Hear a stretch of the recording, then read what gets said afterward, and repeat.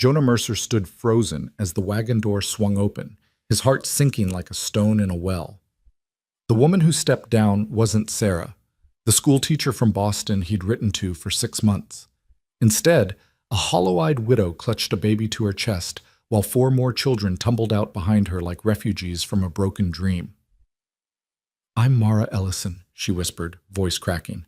"Sarah was my sister. She's dead." Everything Jonah had hoped for shattered in that single moment. Stay with us until the end to see how this impossible situation transforms into something neither of them expected, and comment with your city so I can see how far this story travels. The New Mexico sun hammered down on the town of Redemption Springs like God's own judgment, turning the dirt streets into ribbons of shimmering heat.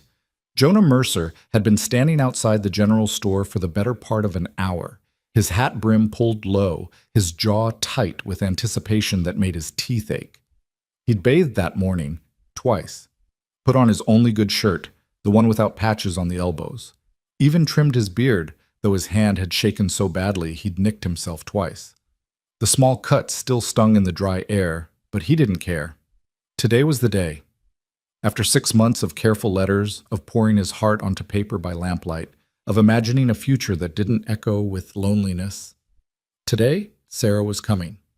Sarah Ellison, schoolteacher from Boston, 26 years old, never married, with handwriting like lacework and words that made him feel less like a rough-handed rancher and more like a man worthy of being loved. She described herself as plain but pleasant, which had made him smile because he described himself as weathered but honest. They'd been perfect strangers building something real through ink and hope. "Stage is late," old Chester Polk said from his rocking chair outside the store, tobacco juice dribbling into his beard. "Probably got held up at the river crossing." Jonah didn't answer. His eyes stayed fixed on the eastern road where dust devils danced in the heat shimmer. His ranch sat 12 miles outside town, a modest spread with decent water and grass enough for his small herd. It wasn't much, but it was his. Built with his own hands after the war, every fence post and roof beam a testament to survival. He'd thought it would be enough to live there alone, to tend his cattle and his solitude in equal measure. But 3 winters of talking only to himself and his horse had worn him down to nothing. The silence had teeth. It bit deeper every night. So he'd done what desperate men do. He'd answered an advertisement in the Denver Post. "Respectable gentlemen seeking companionship may write to..." The words had felt like a lifeline thrown into dark water, and Sarah had written back, "Dear Mr. Mercer." Her first letter had begun, "I confess I am not certain what to write to a stranger, but perhaps that is what we both need. A fresh beginning with no shadows of the past to darken it." Her past, she'd explained carefully, included a broken engagement to a lawyer who'd decided she was too bookish and insufficiently decorative.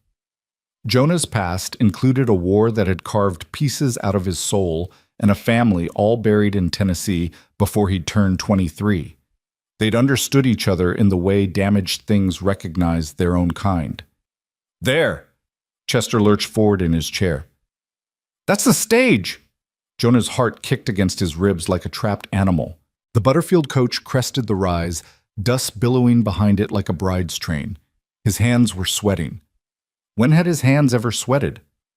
He wiped them on his trousers and felt foolish, felt like a green boy instead of a 34-year-old man who'd survived Shiloh and built a life from nothing. The coach slowed, the driver hauling back on the reins with a shouted, "Whoa!" The horses stamped and snorted, their sides dark with sweat. The whole town seemed to be watching now, curtains twitching in windows, people finding excuses to be outside. Everyone knew Jonah Mercer was collecting a mail-order bride today. The gossip had been running for weeks. The driver climbed down, opened the coach door, and Jonah's world tilted sideways. The woman who emerged wasn't Sarah. She was younger, maybe 22 or 23, with dark hair escaping a bun that had given up any pretense of order somewhere between here and wherever she'd come from. Her dress was travel-stained and too thin for the high desert, her face pale beneath the dust that coated everything. She clutched a bundle wrapped in a faded shawl. A baby, Jonah realized with dawning horror, and her eyes swept the crowd with the desperate look of someone who'd already lost everything and was bracing for the next blow. "Ma!" A boy of maybe 9 or 10 scrambled out after her, followed by 3 more children in descending sizes like a set of broken stairs. A girl of 7 or 8, another boy around 6, and a tiny girl who couldn't have been more than 4. They clustered around the woman like chicks around a hen, all of them dusty and hollow-eyed and staring at Redemption Springs as if it were the last place on earth. Which, for them, it probably was. Jonah couldn't move. His boots had grown roots into the boardwalk. The driver was hauling down a pitiful collection of bags and bundles, everything these people owned, apparently, which wasn't much. The woman's eyes found his. He didn't know how she knew. Maybe it was the way he was dressed, or the flowers he'd bought that now felt stupid and small in his hand, or just the naked shock on his face. But she knew. She took 2 steps toward him, the baby squirming against her chest, and stopped. "Mr. Mercer?" Her voice was barely above a whisper, roughened by dust or tears or both. "Yes." The word came out strangled. "I'm Mara Ellison." She swallowed hard, her throat working like it hurt. "Sarah was my sister." Was. Past tense. The word hung between them like smoke from a gunshot.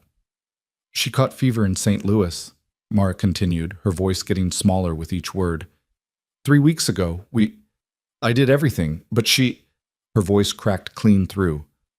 "I'm sorry. I came because she made me promise. She said you were waiting, and she couldn't bear the thought of you waiting for someone who'd never come." The baby started to cry, a thin, exhausted sound that made something twist in Jonah's chest. Mara bounced it automatically, not even looking down, her eyes still locked on his face like she was waiting for the blow to fall. Behind her, the children huddled together. The oldest boy, skinny as a fence rail, all elbows and knees, had his arms around the 2 youngest, trying to shield them from the stares of the townspeople. The middle girl was crying silently, tears cutting tracks through the dust on her cheeks. Jonah felt every eye in Redemption Springs on him, felt the weight of expectation and judgment, and barely concealed glee at the spectacle of his mail-order bride plan going so thoroughly, catastrophically wrong. He'd asked for a wife, a partner, someone to share the silence with, to build something with. He'd gotten a widow and 5 children who looked like they hadn't eaten a decent meal in weeks. "Mr. Mercer, Mara's voice wavered. "I didn't know what else to do. Sarah told me about your letters, about your ranch. She said you were a good man. I thought—" She stopped, bit her lip hard enough to draw blood.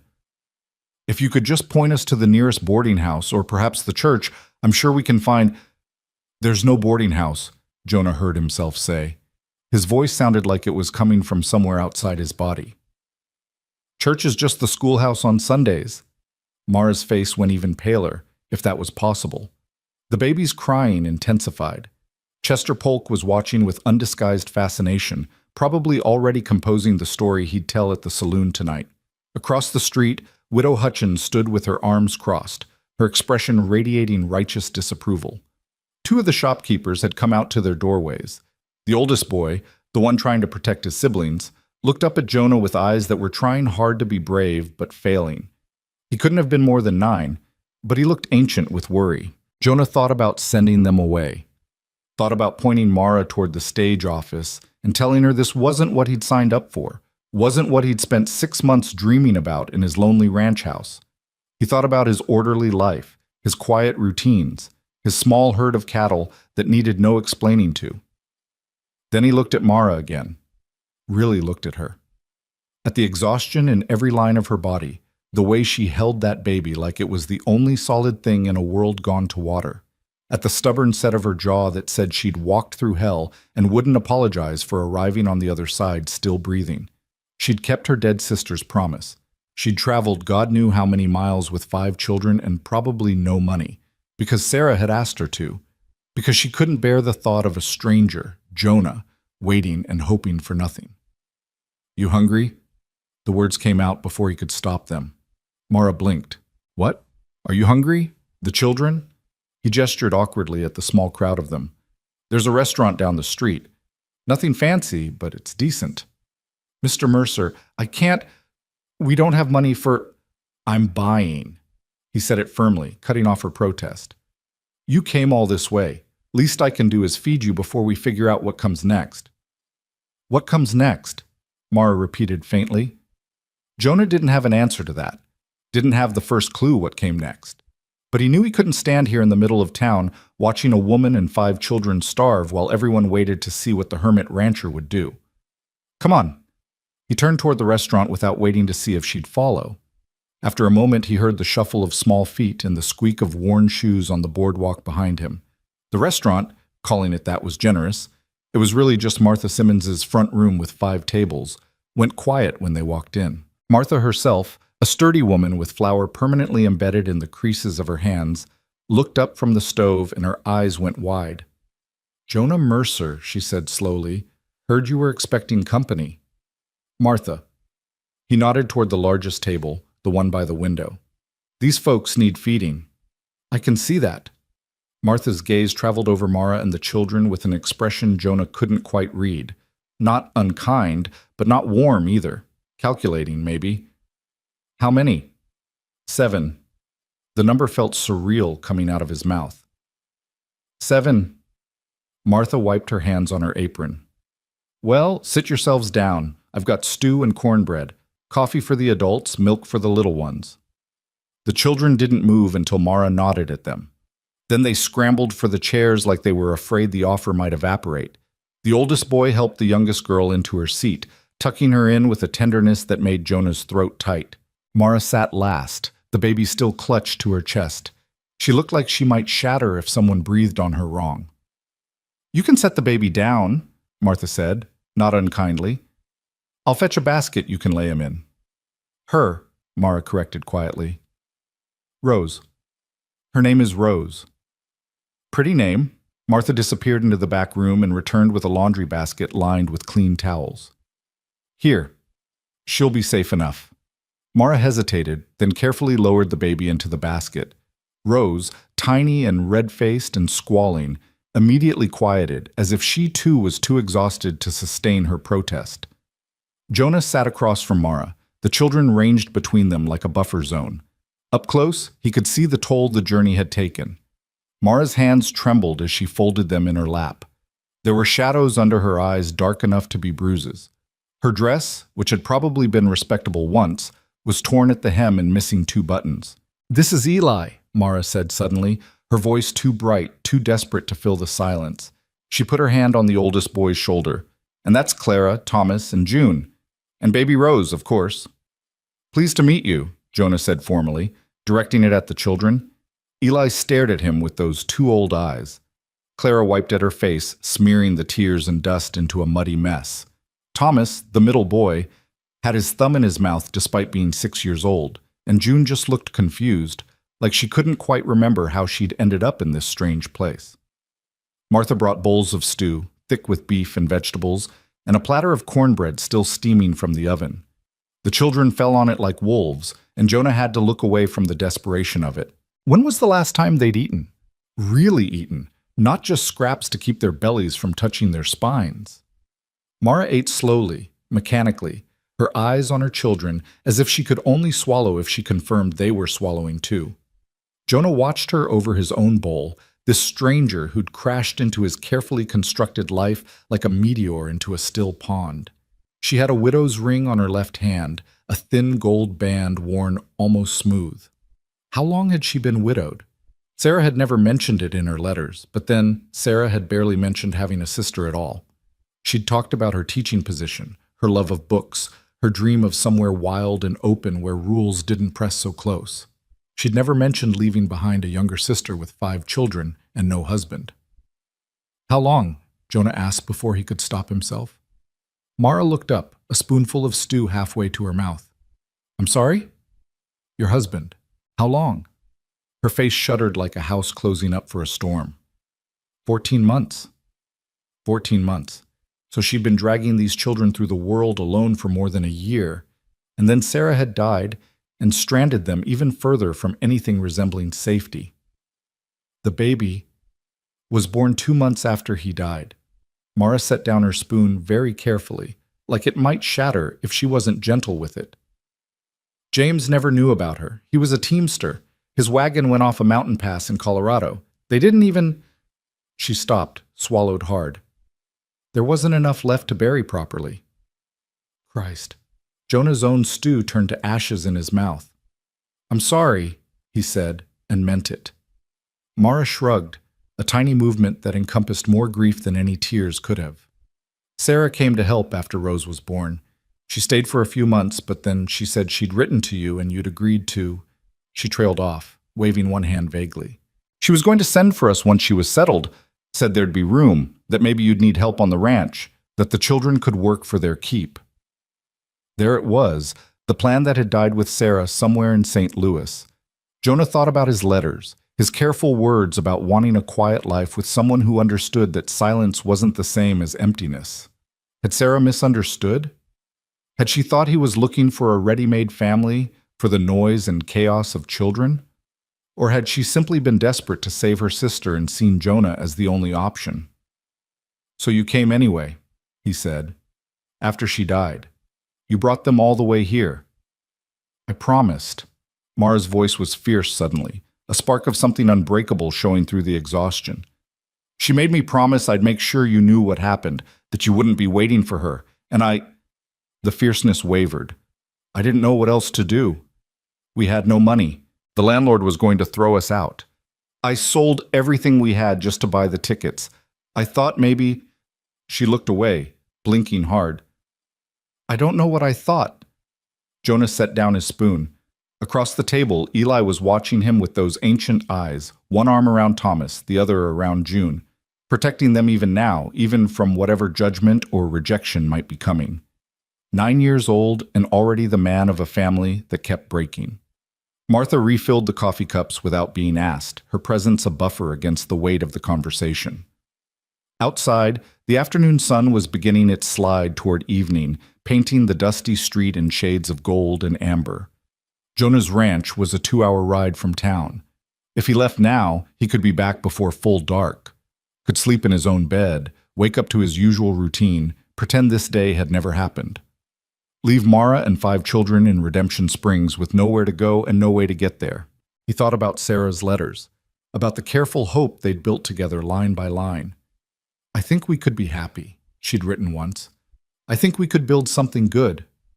Sarah was dead, but her sister was here, staring at him with eyes that expected rejection, because rejection was all she'd known for 14 months. My ranch is 12 miles out, Jonah said slowly. 2 hours by wagon. It's not much. 3 rooms needs work, but there's space, and I could use help with the stock. The children, he looked at Eli. They old enough to work? Mara's breath caught. Mr. Mercer, you don't have to. I know I don't have to. He cut her off, gentler than he meant to. But you came all this way. Seems wrong to send you back to nothing. We'd work, Eli said suddenly, his voice cracking with the effort of speaking up. We'd work hard, sir. We wouldn't be trouble. Jonah looked at this boy, at the desperate hope trying to hide behind a 9-year-old's bravado, and felt something crack open in his chest. I believe you, he said. Mara was crying now, silent tears tracking through the dust on her face. She swiped at them impatiently, like they embarrassed her. We can't. She took a shaking breath. Why would you do this? You don't know us. We're nothing to you. Jonah thought about the war, about the men he'd fought beside who'd died in his arms, strangers bound together by nothing but the circumstance of being in the same hell at the same time, about the farm family that had taken him in after Shiloh, fed him, and sheltered him when he was too broken to even remember his own name, about how easy it was to walk away from suffering when it wasn't yours, and how much harder and how much more important it was to reach out a hand even when you didn't have to. Sarah wanted to help you, he said finally. She can't, but maybe I can. It wasn't romance. It wasn't the future he'd imagined, the quiet partnership with a school teacher who loved books and solitude as much as he did. It was messy and complicated and probably a mistake that would blow up in his face, but it was the right thing to do. Mara pressed her hands to her mouth, trying to stifle a sob. The children were all staring at Jonah now like he'd just promised them the moon. Just for a while, Mara managed finally. Until I can find work, save some money. We won't impose for long. Jonah nodded, though they both knew it was a pretty lie. Where was she going to find work in Redemption Springs? Who was going to hire a widow with 5 children and no skills but survival? But he let her have the dignity of the fiction. Martha cleared the bowls, her expression softening slightly. "You'll need supplies," she said to Jonah, "for feeding this many. I can put together an order if you want. Appreciate it." Jonah stood, his chair scraping against the floor. "We should get moving if we want to make the ranch before full dark." Mara gathered up baby Rose, and the children scrambled to follow. Jonah paid Martha, more than the meal cost, enough to cover the charity he knew she'd been extending, and led his unexpected household out into the golden afternoon. The wagon he'd brought to town, the one he'd cleaned and lined with blankets for Sarah's comfort, now held a different cargo. Mara sat on the bench beside him, the baby in her arms, while the 4 older children piled into the back among the bundles and bags. As they rolled out of Redemption Springs, Jonah could feel the eyes on them, could practically hear the gossip starting already, spreading through the town like wildfire. "Did you see?" Jonah Mercer took in that widow and her whole brood. "What's he thinking? Those aren't his children. That's not his wife. What kind of arrangement is that?" Mara must have felt it too, because she sat rigid beside him, staring straight ahead, her jaw tight enough to shatter teeth. "They'll talk," Jonah said quietly. "Town like this, they always do." "I know." Her voice was barely audible over the creak of the wagon wheels. "I'm sorry." "Nothing to be sorry for." He flicked the reins, urging the horses into a steady trot. "They talked about me plenty before you showed up. At least now they'll have something new to chew on." That startled a small, wet laugh out of her. She wiped her eyes again, keeping one arm tight around Rose. The land opened up around them, vast and empty and beautiful in its harshness. The mountains rose purple in the distance, the sky endless overhead. This was what Jonah loved about New Mexico, this sense of space and possibility. Out here, a man could breathe, could remake himself into whatever he needed to be. Even, apparently, an instant father to 5 orphaned children. "What do I call you?" Mara asked suddenly. Jonah glanced at her. "Jonah's fine. Or Mr. Mercer, if you're more comfortable with that." "Jonah," she repeated, testing it. Then quieter. "I'm Mara. Not Mrs. Ellison. Just Mara." "All right, Mara." They rode in silence for a while, the only sounds the jingle of harness and the shuffle of the horses' hooves in the dust. In the back of the wagon, the children were quiet too, exhausted probably, or maybe just afraid to believe this reprieve was real. The sun sank lower, painting the sky in streaks of orange and crimson. The temperature dropped with the light, and Jonah saw Mara shiver in her thin dress. "There's a blanket behind the seat," he said, "for you and the baby." She pulled it out, wrapped it around herself, and rose with fumbling hands. "Thank you." "Ranch will be warmer," Jonah said. "I keep a good fire going. I'm sure it's lovely." It wasn't lovely. It was functional at best.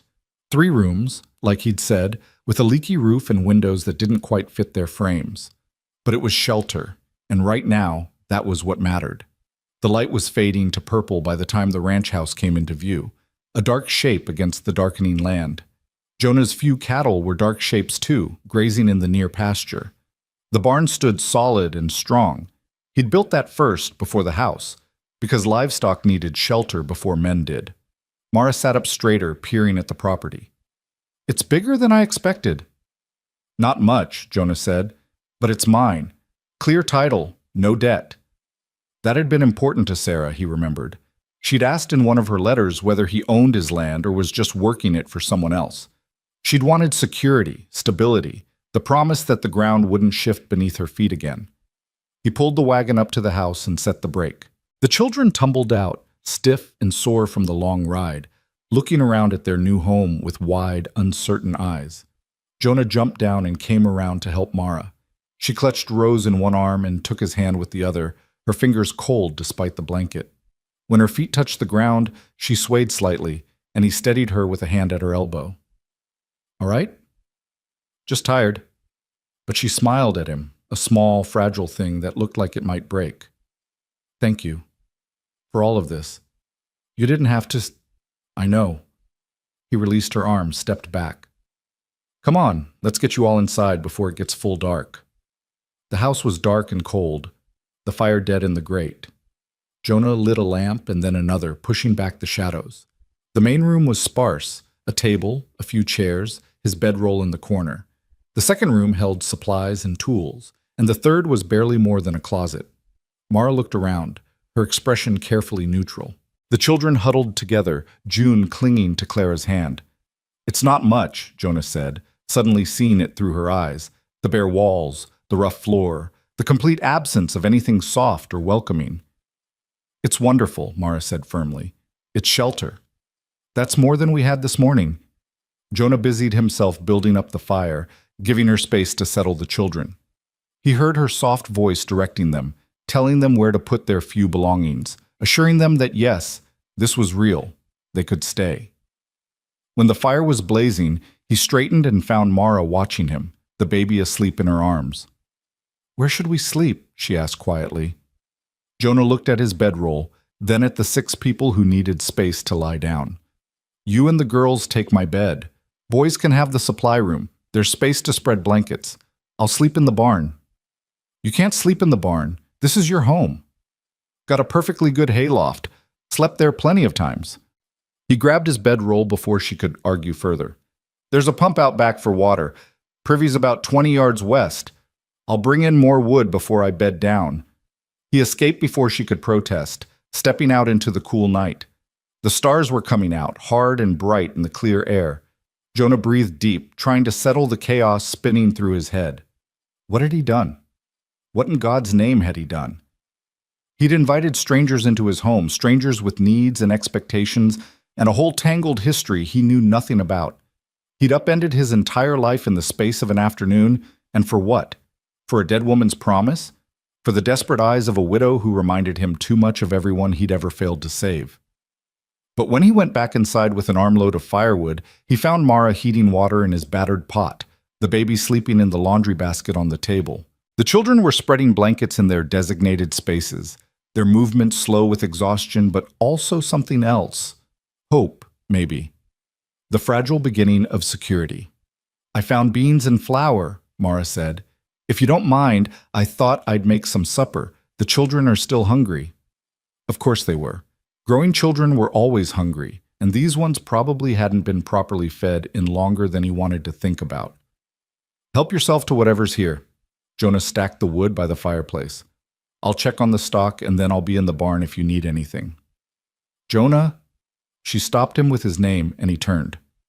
"I meant what I said. We won't impose for long. As soon as I can find a way forward, we'll be out of your hair." He wanted to believe her, wanted to believe this was temporary, that his life would go back to normal soon. But looking at her, at this fierce, exhausted woman making supper in his kitchen like she belonged there, he had a sinking feeling that normal was already gone, burned away like morning fog in the New Mexico sun. "Get some rest," was all he said. "Tomorrow we'll figure out what comes next." Then he walked out into the night, leaving his house full of strangers and his future uncertain as smoke. The first morning broke cold and clear, frost glittering on the sage like scattered diamonds. Jonah woke in the hayloft to the sound of a baby crying, a thin, insistent wail that cut through the pre-dawn stillness. He lay there for a moment, disoriented, before memory crashed back. The widow. The children. His ranch that was no longer just his. He rolled out of his blankets, muscles stiff from the cold, and made his way down the ladder. Through the barn door, he could see lamplight already glowing in the kitchen window. Someone was awake. When he pushed through the door, stamping dirt from his boots, he found Mara at the stove, the baby on her hip, trying to coax the fire into cooperation with one hand. She jumped at the sound of the door, whirling around with eyes wide and startled. "I didn't mean to wake you," she said quickly. "Rose was hungry, and I thought I'd make some coffee, but the stove, it's different from what I'm used to, and I couldn't—" She gestured helplessly at the smoking firebox. "Damper's stuck," Jonah said, crossing to the stove. He jiggled the handle, adjusted the airflow, and the smoke cleared. "There. Should draw properly now." "Thank you." Mara bounced the baby, who was still fussing. "I'm sorry. I know you weren't expecting to be woken at dawn by a crying infant. Stock needs tending anyway." Jonah moved to the water bucket, splashed his face. The cold shocked him fully awake. "I'm usually up before first light." He could feel her watching him as he dried his face on a towel that had seen better days. When he glanced over, she looked away quickly, focusing on the baby. "The children are still asleep," she said. "I thought I'd let them rest. They were so exhausted." "Long journey." "Yes." She settled Rose against her shoulder, patting the baby's back in a rhythm that looked automatic, unconscious. "Jonah, I've been thinking about what I said yesterday, about work and earning our keep." He waited, pulling on his coat. "I can cook," Mara continued. "Not fancy, but decent. I can clean, mend clothes, tend a garden if you have one. The children, Eli's good with animals. Clara can help with washing and minding the little ones. Even Thomas can fetch water, gather eggs if you have chickens." "Don't have chickens." "Oh." Her face fell slightly. "Well, we can still help. I don't want you to think that we're going to be a burden with nothing to offer in return." Jonah studied her in the lamplight. She looked even more exhausted than yesterday, her face pale and drawn, shadows like bruises under her eyes.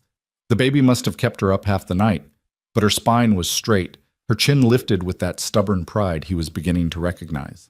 "You got here yesterday," he said quietly. "Maybe take a day to settle before you start worrying about earning your keep." "I can't afford to wait." The words came out sharp, almost desperate. "Every day we're here is another day of obligation, another debt I can't repay. I need to—" She stopped, swallowed hard. "I need to pull my weight."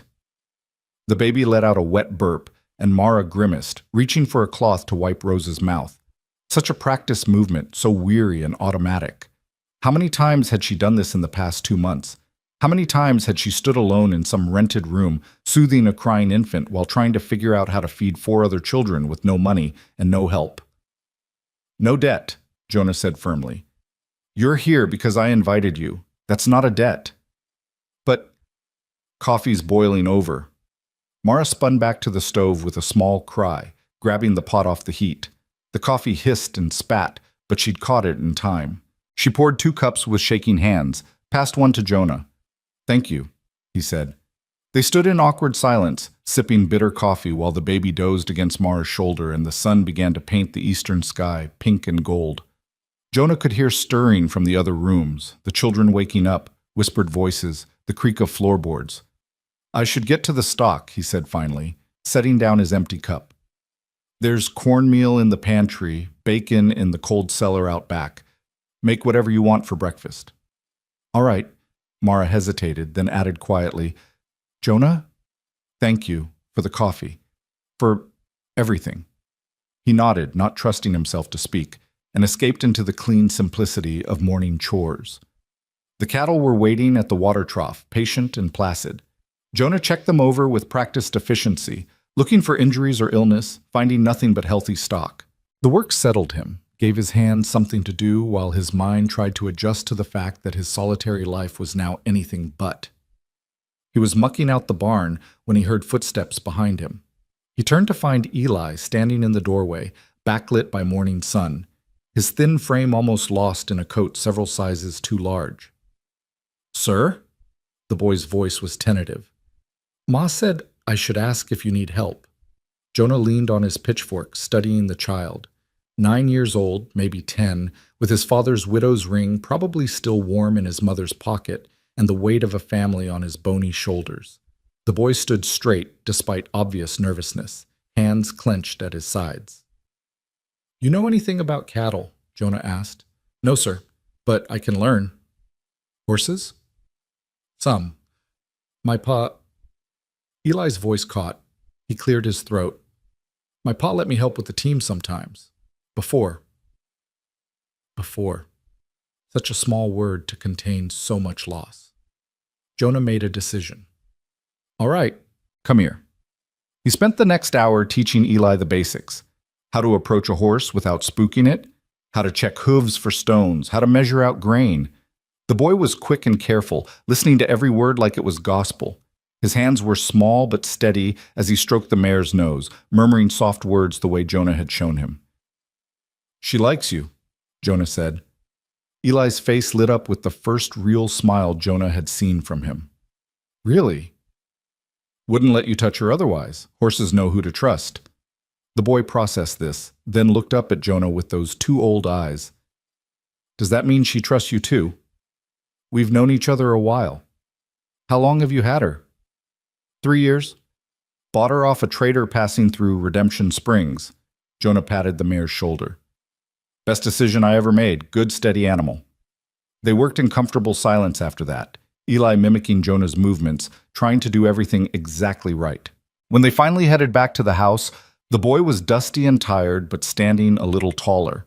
Inside, chaos had erupted.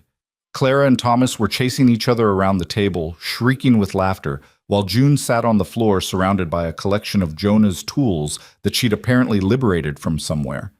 Mara was at the stove, the baby in one arm while she stirred something with the other, calling half-hearted warnings to the running children that they completely ignored. Everyone froze when Jonah walked in. Sorry, Mara said immediately, her cheeks flushing. They've been cooped up so long, and I thought... She gestured helplessly at the disorder. I'll get them settled. Clara, Thomas, stop that right now. The children slunk to the table, heads down. June scrambled to gather up the tools, her little face crumpling like she might cry. Jonah looked at the scattered tools, the running children, the general upheaval of his previously orderly home, and felt something in his chest shift. Not irritation, exactly. Something stranger and more complicated. It's fine, he heard himself say. Just maybe no running inside. House isn't big enough for it. Yes, sir, Clara whispered. And June. He crouched down to the little girl's level. She flinched back, clutching a wrench to her chest. Those tools are sharp. You can look at them, but ask first, all right? So I can show you which ones are safe. June's eyes went wide. You'll show me? If you want. She nodded so vigorously her braids bounced. Jonah took the wrench gently from her hands and set it aside, then helped her gather the rest of the tools into their proper box. When he straightened, Mara was staring at him with an expression he couldn't read. Gratitude, maybe, mixed with something that looked almost like pain. Breakfast is ready, she said, her voice rough. It's not much, just cornmeal mush and bacon, but smells good. It did smell good, better than anything Jonah usually managed for himself. They crowded around the table, 7 people in a space meant for one, elbows bumping and dishes passing hand to hand. The children ate like they were still half afraid the food might vanish, shoveling it in with desperate efficiency. Slow down, Mara said gently to Thomas, who was eating so fast he was nearly choking. It's not going anywhere. But her own plate sat mostly untouched, Jonah noticed. She was too busy making sure the children had enough, that the baby wasn't fussing, that everyone else's needs were met before her own. Eat, he said to her, nodding at her plate. I'm not very hungry. Eat anyway. He said it firmly enough that she picked up her fork, though her hand trembled slightly. After breakfast, Jonah intended to get back to work. He had fence line that needed mending, hay that needed moving. But Eli shadowed him to the door, and then Clara appeared asking if she could help too, and suddenly he had 3 children trailing after him like ducklings, while Mara dealt with the little ones inside. Clara turned out to have a good eye for detail, spotting breaks in the fence wire that Jonah had missed.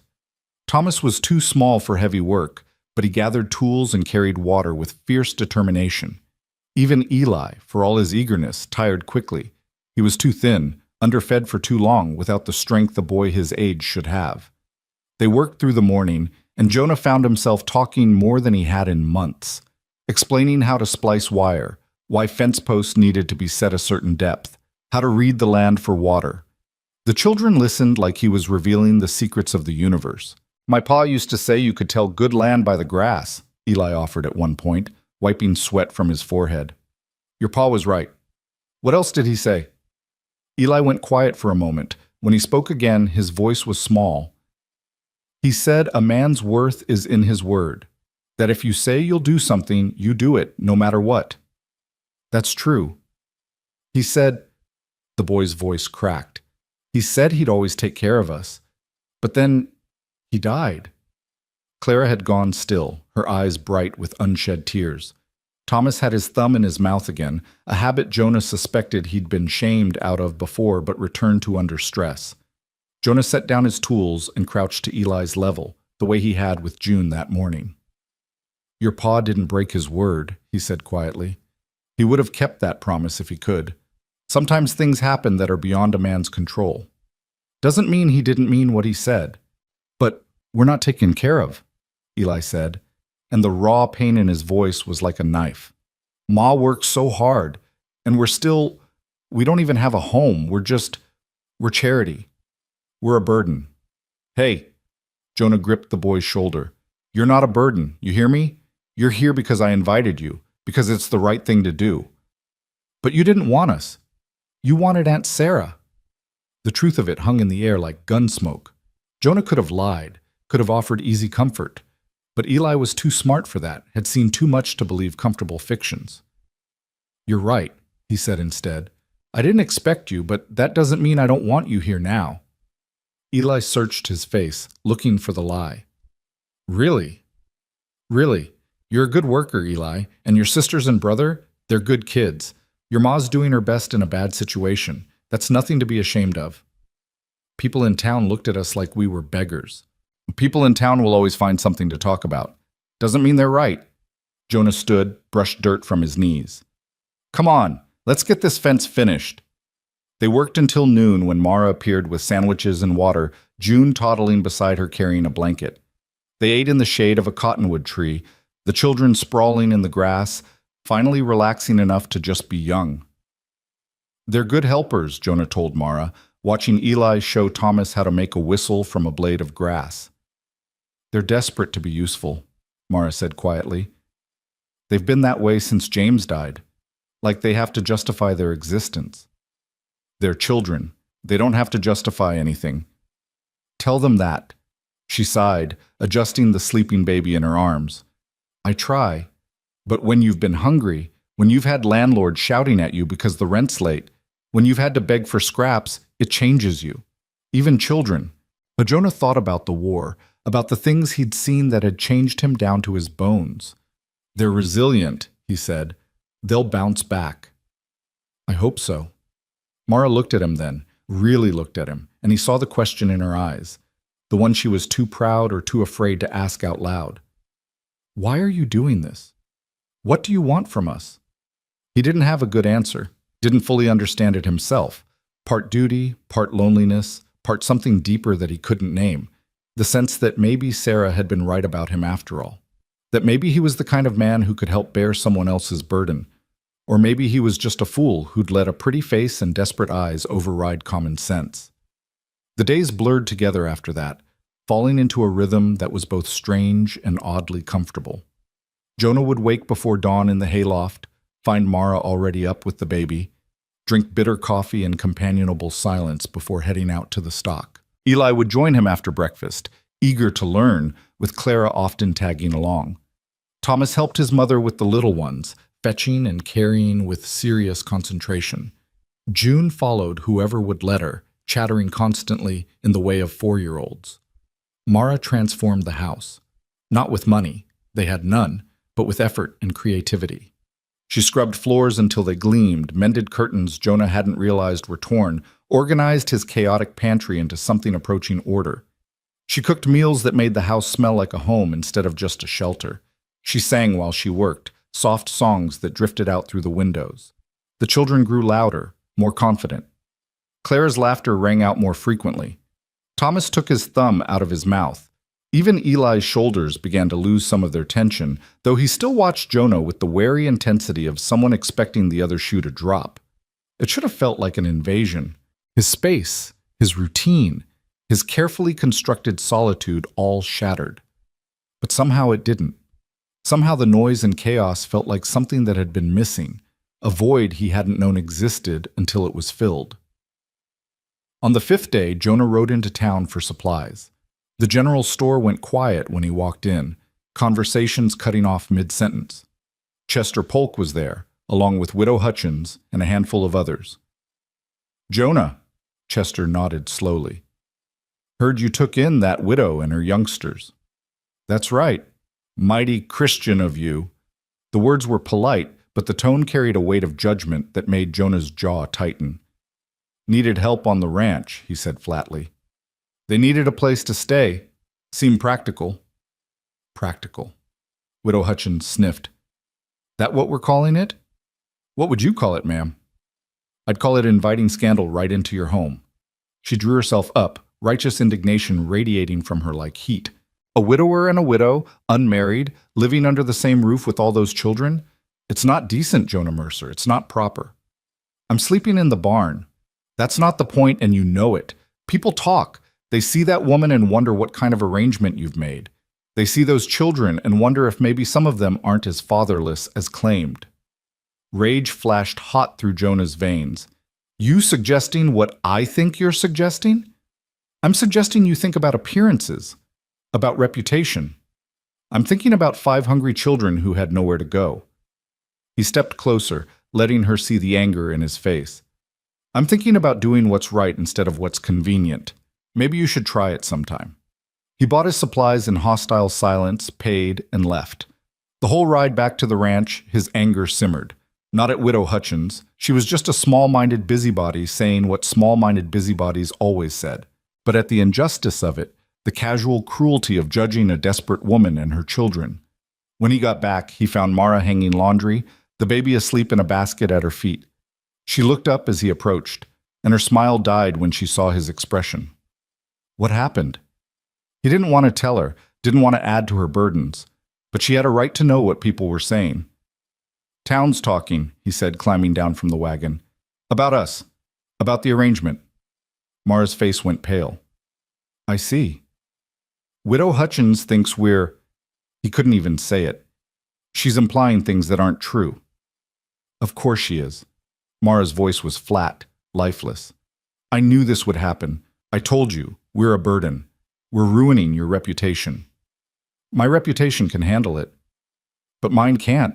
And the children? She pressed her hands to her face. God, the children. If people start saying things, if they decide they're wrong. That doesn't matter. She dropped her hands, and he saw tears tracking down her cheeks. Right and wrong don't matter when it comes to gossip. People believe what they want to believe, and a widower and a widow living together without marriage? They'll make it into something ugly no matter what the truth is. Jonah knew she was right. Knew that in a town like Redemption Springs, reputation was currency, and Mara's was already tarnished by poverty and desperation. Adding scandal to it would destroy whatever chance she had of building a life here. So what do you want to do? He asked quietly. Mara was silent for a long moment, staring at the laundry flapping in the wind. When she spoke, her voice was barely above a whisper. I don't know. I can't leave. We have nowhere to go. But I can't stay and watch people whisper about us. Watch them look at my children like they're... She choked on a sob. I don't know what to do. The baby woke up crying. Mara bent to pick her up, but her hands were shaking so badly she almost dropped the child. Jonah stepped in, taking Rose gently and passing her to her mother. We'll figure it out, he said, with more confidence than he felt. But that night, lying in the hayloft, staring at the stars through gaps in the roof, he couldn't see a way forward that didn't hurt someone. If Mara stayed, she'd be branded as his mistress, her children as bastards in the making. If she left, she'd starve. Simple as that. There was a third option, one that had been scratching at the back of his mind since Widow Hutchins had planted the seed. But it was insane. It was taking charity to a level that went beyond reasonable, beyond sane. He could marry her. The thought sat in his chest like a stone. Marriage, real, legal marriage, would solve the reputation problem instantly, would give Mara and the children security, a name, protection from gossip, would give him... What would it give him? Not what he'd wanted with Sarah, not the quiet partnership of two people choosing each other, but maybe something practical, something that served a purpose even if it wasn't romantic. He thought about it for 3 more days, watching Mara work herself to exhaustion trying to be useful, watching the children start to believe they might be safe here, only to see that hope waver every time someone mentioned town, watching his own life become something he barely recognized but somehow didn't want to lose. On the 8th day, he found Mara in the garden she'd started, pulling weeds with vicious efficiency. The baby was asleep under a makeshift shade, and the children were down by the creek, their laughter carrying on the wind. Mara. She looked up, wiping sweat from her forehead. Is something wrong? Need to talk to you about something. She stood slowly, brushing dirt from her skirt. There was a smudge of mud on her cheek, and her hair was falling out of its bun, and she looked exhausted and beautiful and so far from the life she should have had. "All right," she said warily. Jonah hadn't prepared a speech, hadn't figured out how to make this sound like anything other than the desperate solution it was. So he just said it straight. "We should get married." Mara stared at him like he'd lost his mind. "What?" "Married. You and me. Would solve the reputation problem. Give the children a father's name. Make this—" He gestured vaguely at the ranch. "Make this legitimate." "Jonah, you can't. You don't." She was shaking her head, backing away. "You don't want to marry me. You wanted Sarah. You wanted a quiet life with someone who— I'm not her. I come with 5 children and more problems than you can count, and I know what you come with." "Then you know this is insane." Her voice rose, edged with hysteria. "You're offering to marry a stranger out of pity, out of, I don't know, some misplaced sense of obligation to my dead sister. That's not a basis for a marriage. Neither is love sometimes. People marry for practical reasons all the time. And are they happy?" Jonah thought about his parents' marriage. His father grim and silent, his mother worn down by hardship and disappointment. Thought about the marriages he'd seen in town, some loving, some merely functional, some outright hostile. "Happiness is overrated," he said. "Survival matters more." "Not to me." Mara's eyes were blazing now, all that exhaustion burned away by anger. "I won't trap you in a marriage you don't want. I won't be the burden you resent for the rest of your life. I'd rather—" Her voice broke. "I'd rather take my children and starve than watch you grow to hate us." "I wouldn't hate you. You say that now. But 5 years from now, when you're still stuck with children that aren't yours, with a wife you never chose, with a life you never wanted, you'll hate us. And they'll know it. Children always know." She was crying now, harsh sobs that shook her whole body. Jonah wanted to reach for her, to offer comfort, but he didn't know if he had that right. "I'm trying to help," he said quietly. "I know, and I'm grateful, but I can't." She wiped fiercely at her tears. "I married for love the first time. James was kind and good, and we built something real together, and when I lost him, I thought I'd never have that again. I made my peace with that, but I won't settle for a marriage of convenience. I won't do that to you or to myself." "What if it's not convenient?" Jonah said. "What if it's just necessary?" "Necessity isn't enough." They stood in the garden, the sun beating down, the baby sleeping peacefully and unaware of the adult catastrophe unfolding around her. Jonah felt something cracking in his chest, some wall he'd built that was finally giving way. "I'm not good at this," he said roughly. "Not good at talking about feelings, things that matter. I spent too long alone, and before that I spent too long at war, and I don't know how to—" He stopped, frustrated. "I'm not offering out of pity, Mara. I'm offering because in 8 days you've made this place feel more like a home than it has in the 3 years I've lived here. Because watching Eli learn to handle the horses makes me feel something I thought the war killed. Because your kids are good kids, and they deserve a father who gives a damn. But you don't love me." "No," he admitted. "But I could. Maybe. If you gave me time." Mara looked at him for a long moment, searching his face for what? Truth? Lies? Some sign that this wasn't the disaster it appeared to be? "I need to think," she said finally. "This isn't— I can't just— I need time." "Take all the time you need." But even as he said it, they both knew time was a luxury they didn't have. Every day that passed was another day of rumors building, another day of Mara's fragile position becoming more precarious.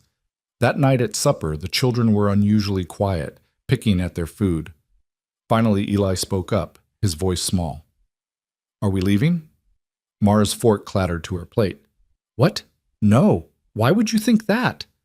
I heard you crying this afternoon, and you and Mr. Mercer, you were talking about—" He stopped, suddenly looking very young despite his attempts at maturity.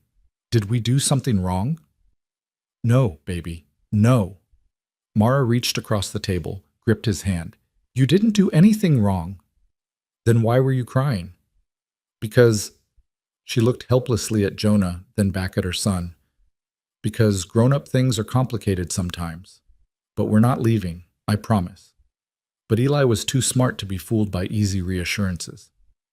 You promised we'd be safe. You promised we'd have a home. And you will. How? The word was almost a shout. How, Ma? We don't have money. We don't have anywhere else to go. And if the town decides if they say things about you and Mr. Mercer, what then? Where do we go then? The silence that followed was crushing. Clara was crying quietly. Thomas had his thumb back in his mouth. Even June looked scared, her little face crumpling. Jonah watched Mara's face crumble, watched her try to hold herself together for her children and fail. Watched her open her mouth to offer more promises she couldn't keep. Your ma and I are getting married, he heard himself say. Every head swiveled toward him. Mara's eyes went wide with shock. What? Eli whispered. Getting married, Jonah repeated, his voice steady even as his heart hammered. That's what we were discussing. How to make this arrangement permanent, legal. Jonah, Mara started, but he kept talking. Makes sense when you think about it. You need security. I need help on the ranch. Marriage solves both problems. You want to marry Ma? Clara asked, her voice full of wonder and hope that made Jonah's chest ache. Yes. And be our pa? The question hung in the air. Jonah looked at these 5 children, these strangers who'd crashed into his life and upended everything, and felt that crack in his chest widen into something that might have been tenderness. Yes, he said simply. June shrieked with joy and launched herself at him, wrapping her small arms around his leg. Thomas followed, then Clara, all of them piling on with desperate affection. Even Eli, more restrained, came over and offered his hand to shake, man to man. Over their heads, Jonah met Mara's eyes. She was crying again, but differently now, not with despair, but with something that might have been relief or gratitude or fear, or all 3 at once. Later, after the children were in bed, she found him outside staring at the stars. You shouldn't have done that, she said quietly. Had to. They needed to hear it. But now we're trapped. You just promised 5 children that you'd be their father. You can't take that back. Don't want to. Mara was quiet for a long moment. When she spoke again, her voice was thick with tears. This isn't what you wanted. No, Jonah agreed. But sometimes what we get is better than what we wanted. Just takes a while to see it.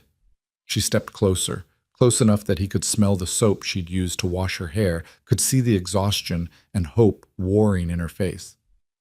If we do this, she said slowly, if we really do this, I need you to promise me something.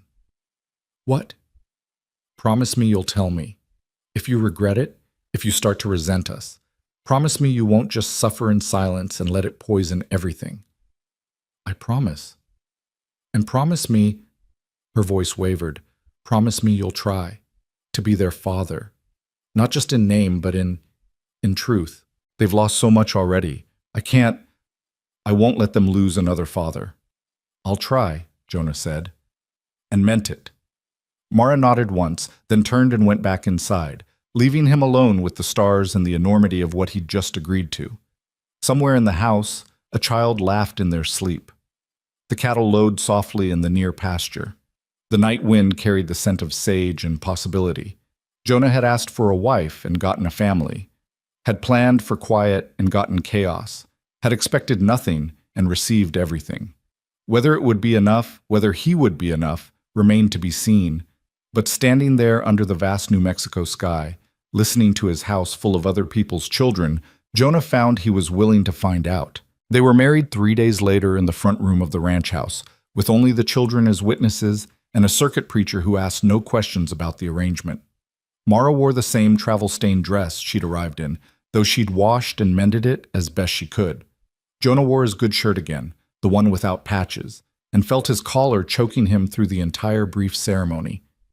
Do you, Jonah Mercer, take this woman? I do. And do you, Mara Ellison, take this man? I do. Her voice was steady, but her hand trembled in his. Then by the power vested in me, I pronounce you husband and wife. That was it. No kiss, no celebration, just a piece of paper signed and witnessed, and a new name for Mara to carry. The children clapped and cheered like it was a real wedding, like their mother hadn't just married a stranger out of desperation, and their new father hadn't just trapped himself in a life he never asked for. The preacher left with his payment, more than Jonah could afford, but less than the man probably deserved for riding out to the middle of nowhere on short notice. When the dust from his wagon settled, Jonah found himself standing in his own house as a married man, with a wife who wouldn't meet his eyes and 5 children who were looking at him like he'd just promised them the moon. "Well," Mara said into the awkward silence, "I should start supper." She fled to the kitchen, and Jonah was left with the children clustering around him, June tugging on his hand. "Are you really our pa now?" she asked. Jonah looked down at her upturned face, at the hope shining there like something fragile and precious. "Yes." "Can I call you Pa?" The word stuck in his throat. Pa. Father. Terms he'd never expected to claim, never thought he'd deserve after everything the war had taken from him.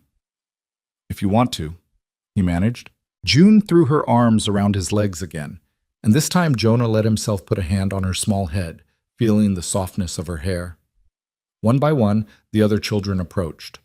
Thomas shy and uncertain, Clara with tears streaming down her face, Eli hanging back until last, his expression unreadable. "You don't have to call me anything you're not comfortable with," Jonah told him quietly. Eli studied him for a long moment.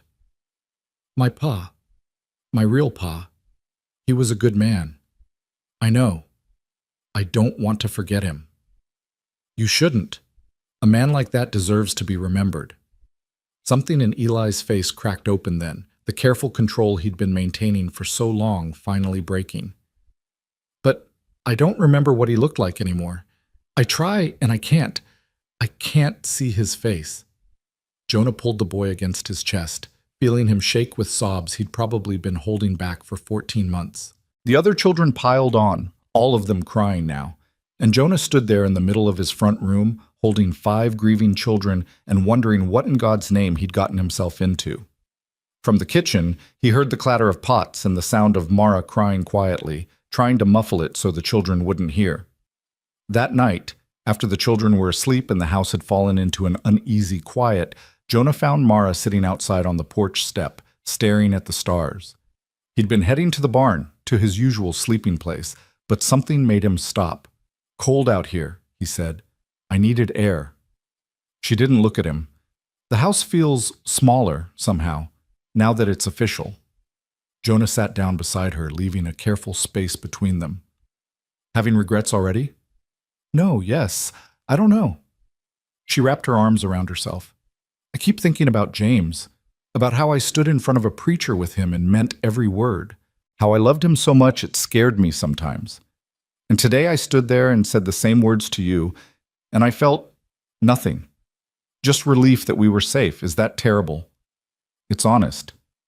I feel like I betrayed him, like I cheapened what we had by..." She gestured helplessly. "By doing this.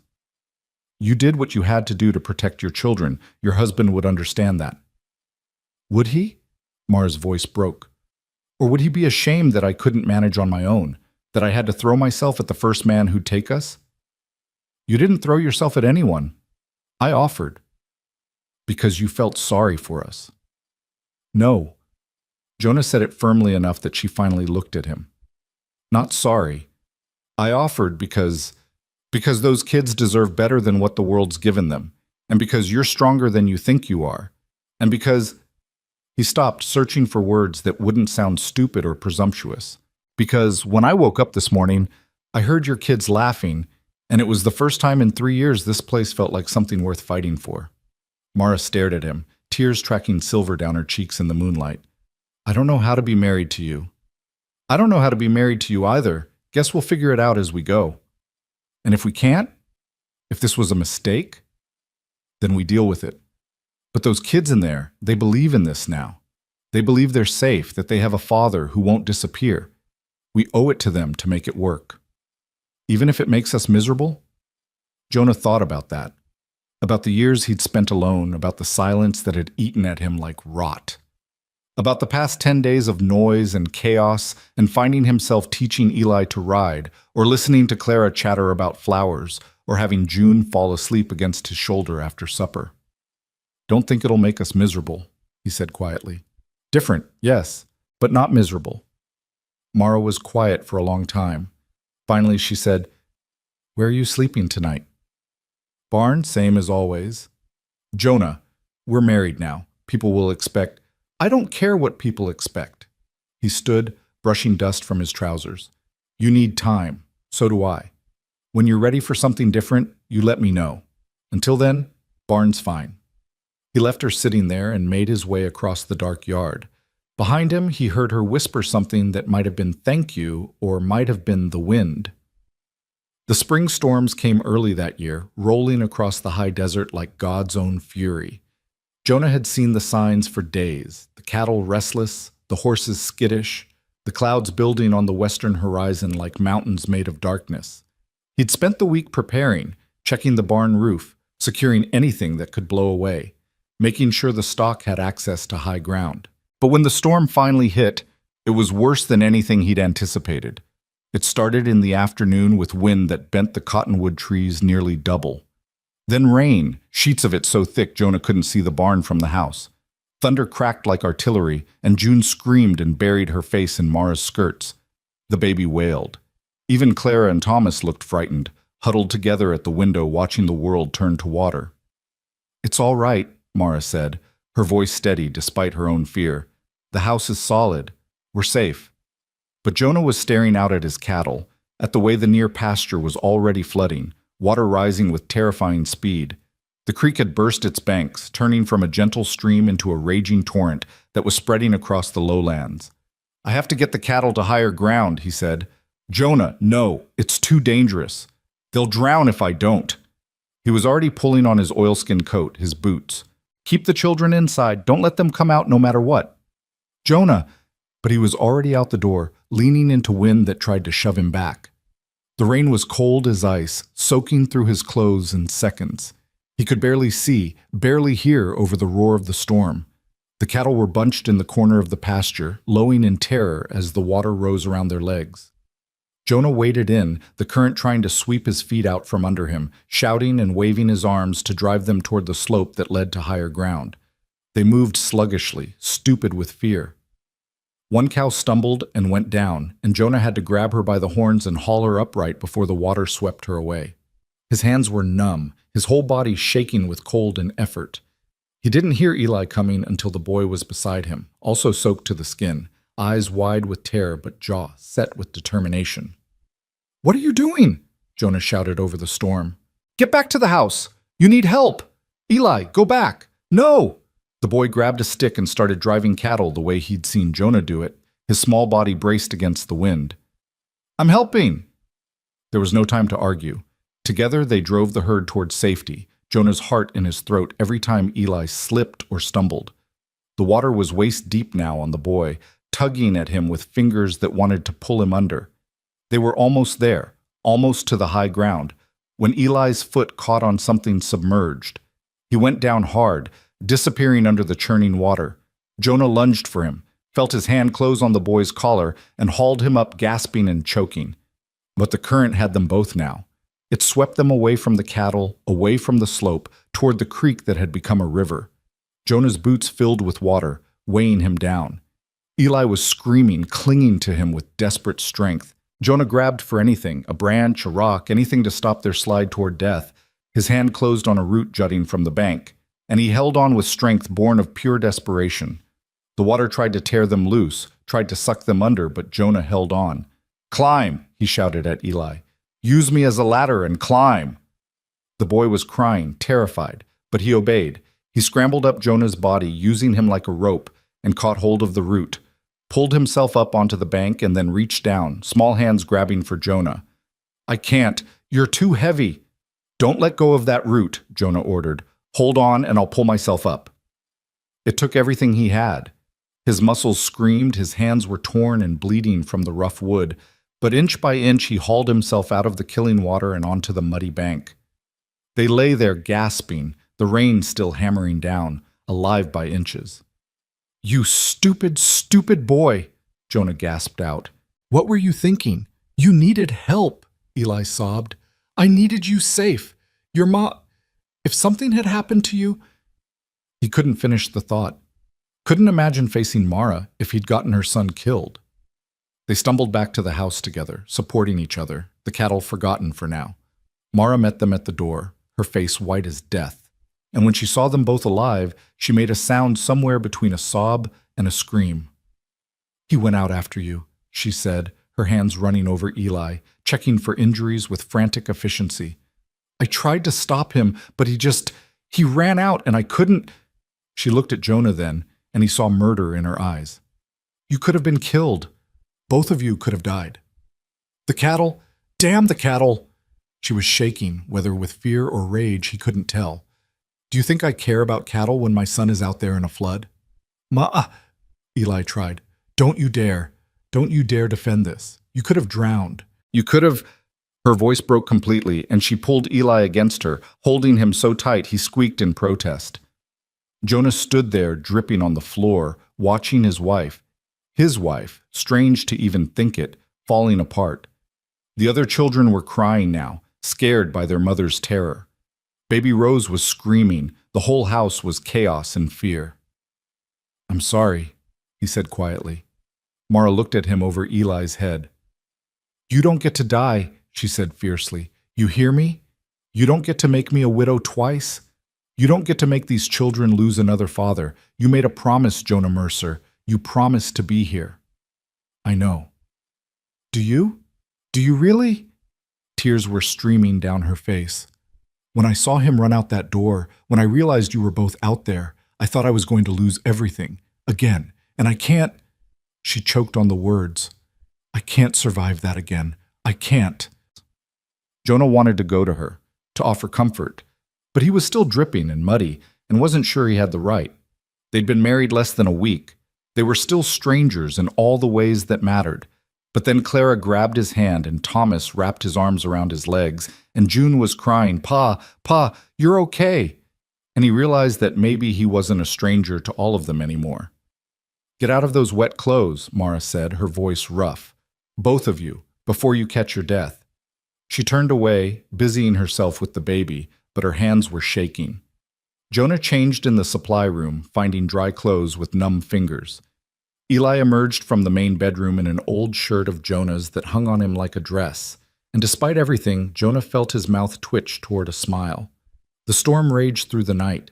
They huddled together in the main room, the children eventually falling asleep in a pile of blankets by the fire. Mara sat in the rocking chair with Rose, staring at the flames, her face still pale and drawn. "I meant what I said," she said into the quiet.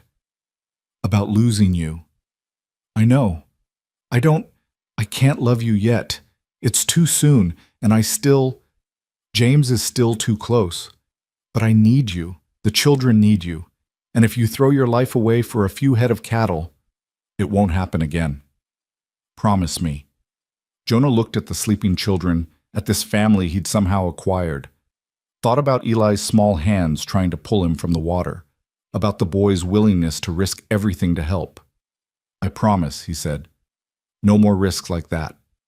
Mara nodded, rocking slowly. The baby's breathing evened out into sleep. Outside, the storm was beginning to ease, the thunder moving off into the distance. "He called you Pa," Mara said softly. "In the water, when he was scared, he called for Pa." Jonah's throat tightened. "Did he?"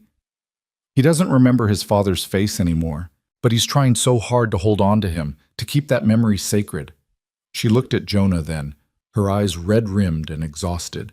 "And now you're here, and he wants to love you, but he's afraid it means betraying James. They all are.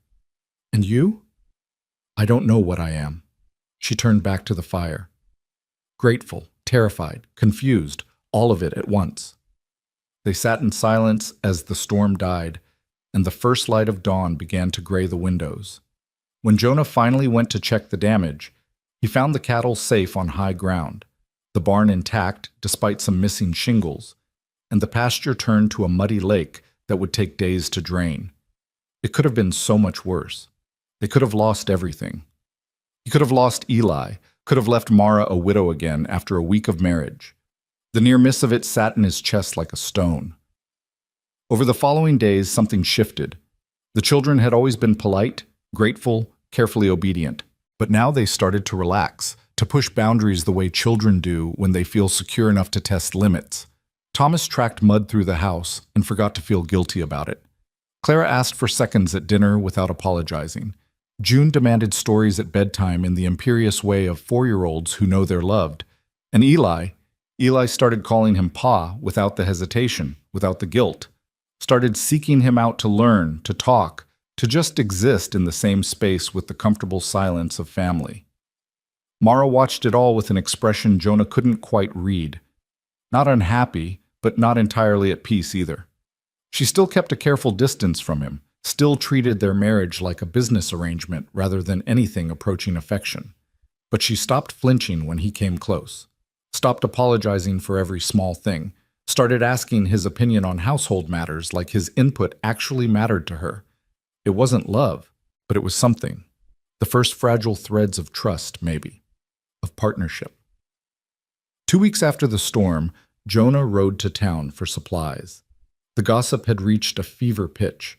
He could tell by the way conversation stopped when he walked into the general store, by the sidelong glances and whispered comments.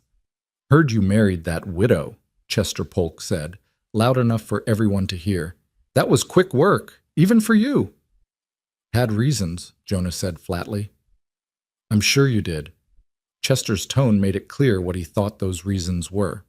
Widow Hutchins appeared at his elbow, radiating disapproval like a physical force. "People are saying things, Jonah, saying you took advantage of that poor woman's desperation, saying those children aren't being properly raised in such a situation." "Those children are being fed and clothed and educated," Jonah said, keeping his voice level with effort. "They have a roof over their heads and adults who care about them. What more do people want? Propriety? Decency? The appearance of moral... The appearance." He turned on her, letting her see his anger. "My wife and I are legally married. Those children call me Pa. We're a family in every way that matters. If people want to make something ugly out of that, that's their problem, not mine." He bought his supplies and left, but the encounter sat heavy on him the whole ride home.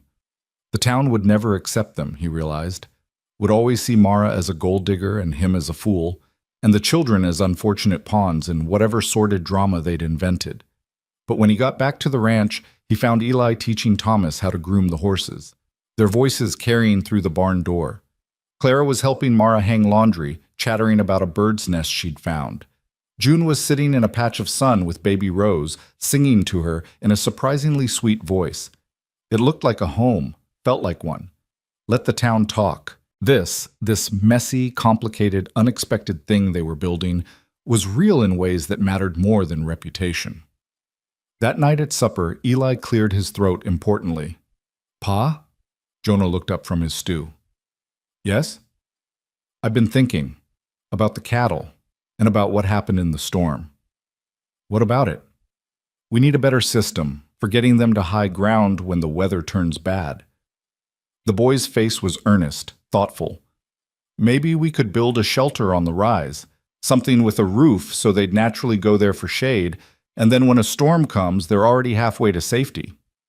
It was a good idea, a smart idea. Jonah felt pride swell in his chest, unfamiliar and startling. "That's solid thinking," he said. "We could do that. Maybe start building next week if the ground dries out enough." Eli's face lit up like Jonah had given him gold. Across the table, Mara was watching them with an expression that made Jonah's breath catch. Not quite a smile, but close. Something soft and wondering, like she was seeing something she hadn't expected to find. Later, after the children were in bed, she found him on the porch again. Their spot, it had become without either of them discussing it. The place where they could talk without the children hearing, where the careful walls they maintained during the day could come down just a little. "Thank you," she said, settling beside him. "For what?" "For listening to Eli, for taking his idea seriously. His father used to—" She stopped, swallowed. "James used to brush him off sometimes, said he was too young to understand how things worked. But you listened. He had a good idea. Why wouldn't I listen? Most men wouldn't. Most men would see him as a burden, another mouth to feed. But you treat him like he matters. He does matter." Mara turned to look at him fully, and in the moonlight her face was unguarded in a way it never was during the day. When I said yes to marrying you, I thought it would be a cold arrangement, practical and distant. I thought you'd tolerate the children and resent me, and we'd all just survive in the same space without actually being a family. And now?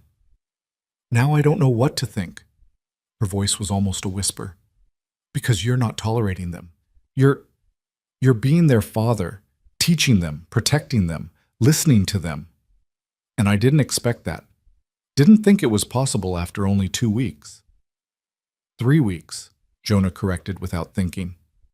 That startled a laugh out of her, the first real laugh he'd heard from her. 3 weeks, she agreed. And in that time you've become more of a father to them than... She stopped, shook her head. I shouldn't compare. James was a good man. You said so. He was, but he was also... He struggled near the end with work, with providing. The pressure of it broke something in him. He started drinking, started taking risks he shouldn't have taken. That's why he was driving that wagon on a mountain pass in bad weather. He took a job no sane teamster would take because we needed the money. Her voice cracked. He died trying to provide for us, and I can't decide if that makes him noble or foolish. Maybe both, Jonah said quietly. Maybe. Mara wiped at her eyes. But you're steady. You think before you act. Even with the storm, even with nearly dying, you came back and you didn't run. You didn't decide we were too much trouble. Where would I run to? Anywhere. You could pack up and leave tomorrow, and we'd have no legal claim on you except a piece of paper. You could decide this was a mistake and walk away. Is that what you're afraid of? That I'll leave? Isn't that what everyone does eventually? She said it like a fact, like something proven by experience. People leave. They die, or they give up, or they just disappear. I can't let myself believe you're different because if I do, and you prove me wrong, I'm not leaving. You say that now. I'll say it next month too, next year, 10 years from now. Jonah turned to face her, making sure she could see his face in the moonlight. I made a promise. To you, to those kids. I don't break my promises. Mara stared at him, something vulnerable and desperate in her expression. I want to believe you. Then believe me. It's not that simple. Why not? Because... She stopped, frustrated. Because believing in people, trusting them, that's how you get hurt. That's how you end up alone with 5 children and no way forward. You're not alone anymore. Aren't I? She stood abruptly, wrapping her arms around herself. We sleep in different rooms, Jonah. We barely touch. We're married, but we're strangers. How is that not alone? The truth of it hung between them like a blade. Jonah stood too, uncertain, knowing they were on the edge of something, but not sure if he should push forward or pull back. What do you want? He asked. I don't know. Mara's voice was raw. I don't know what I want or what I feel or how to be married to someone I barely know. I don't know how to... She stopped, turned away. Never mind. I'm tired. I should check on Rose. She fled before he could respond, leaving him alone on the porch with the sense that something important had just slipped through his fingers. The distance between them felt wider after that night, not smaller. Mara threw herself into work with renewed intensity, scrubbing and cooking and mending like her life depended on staying busy. She was unfailingly polite, always grateful, but there was a wall up that hadn't been there before. Or maybe it had always been there, and Jonah was only just now seeing it clearly. The children noticed. Eli watched them both with worried eyes. Claire asked if Ma was sick.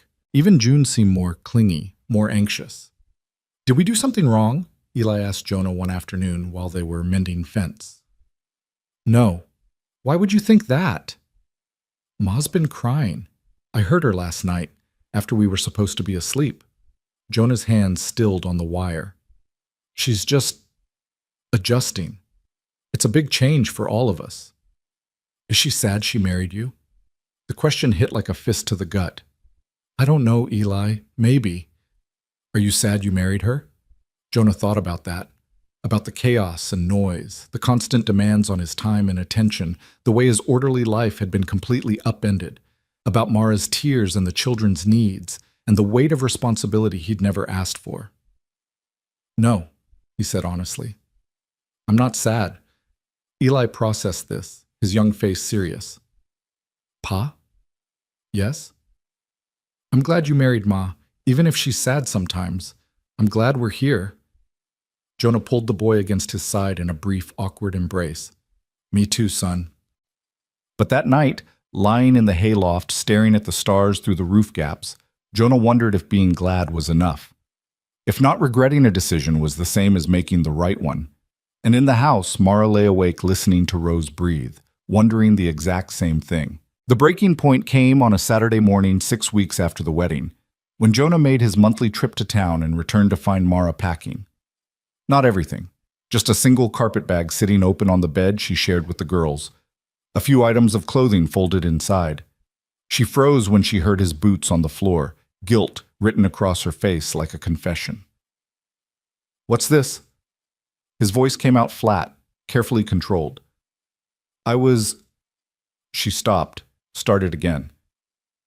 "I heard something, in town, yesterday when I took the eggs to sell." Jonah waited, dread pooling in his stomach. "Widow Hutchins cornered me outside the general store." Mara's hands twisted together, her knuckles white.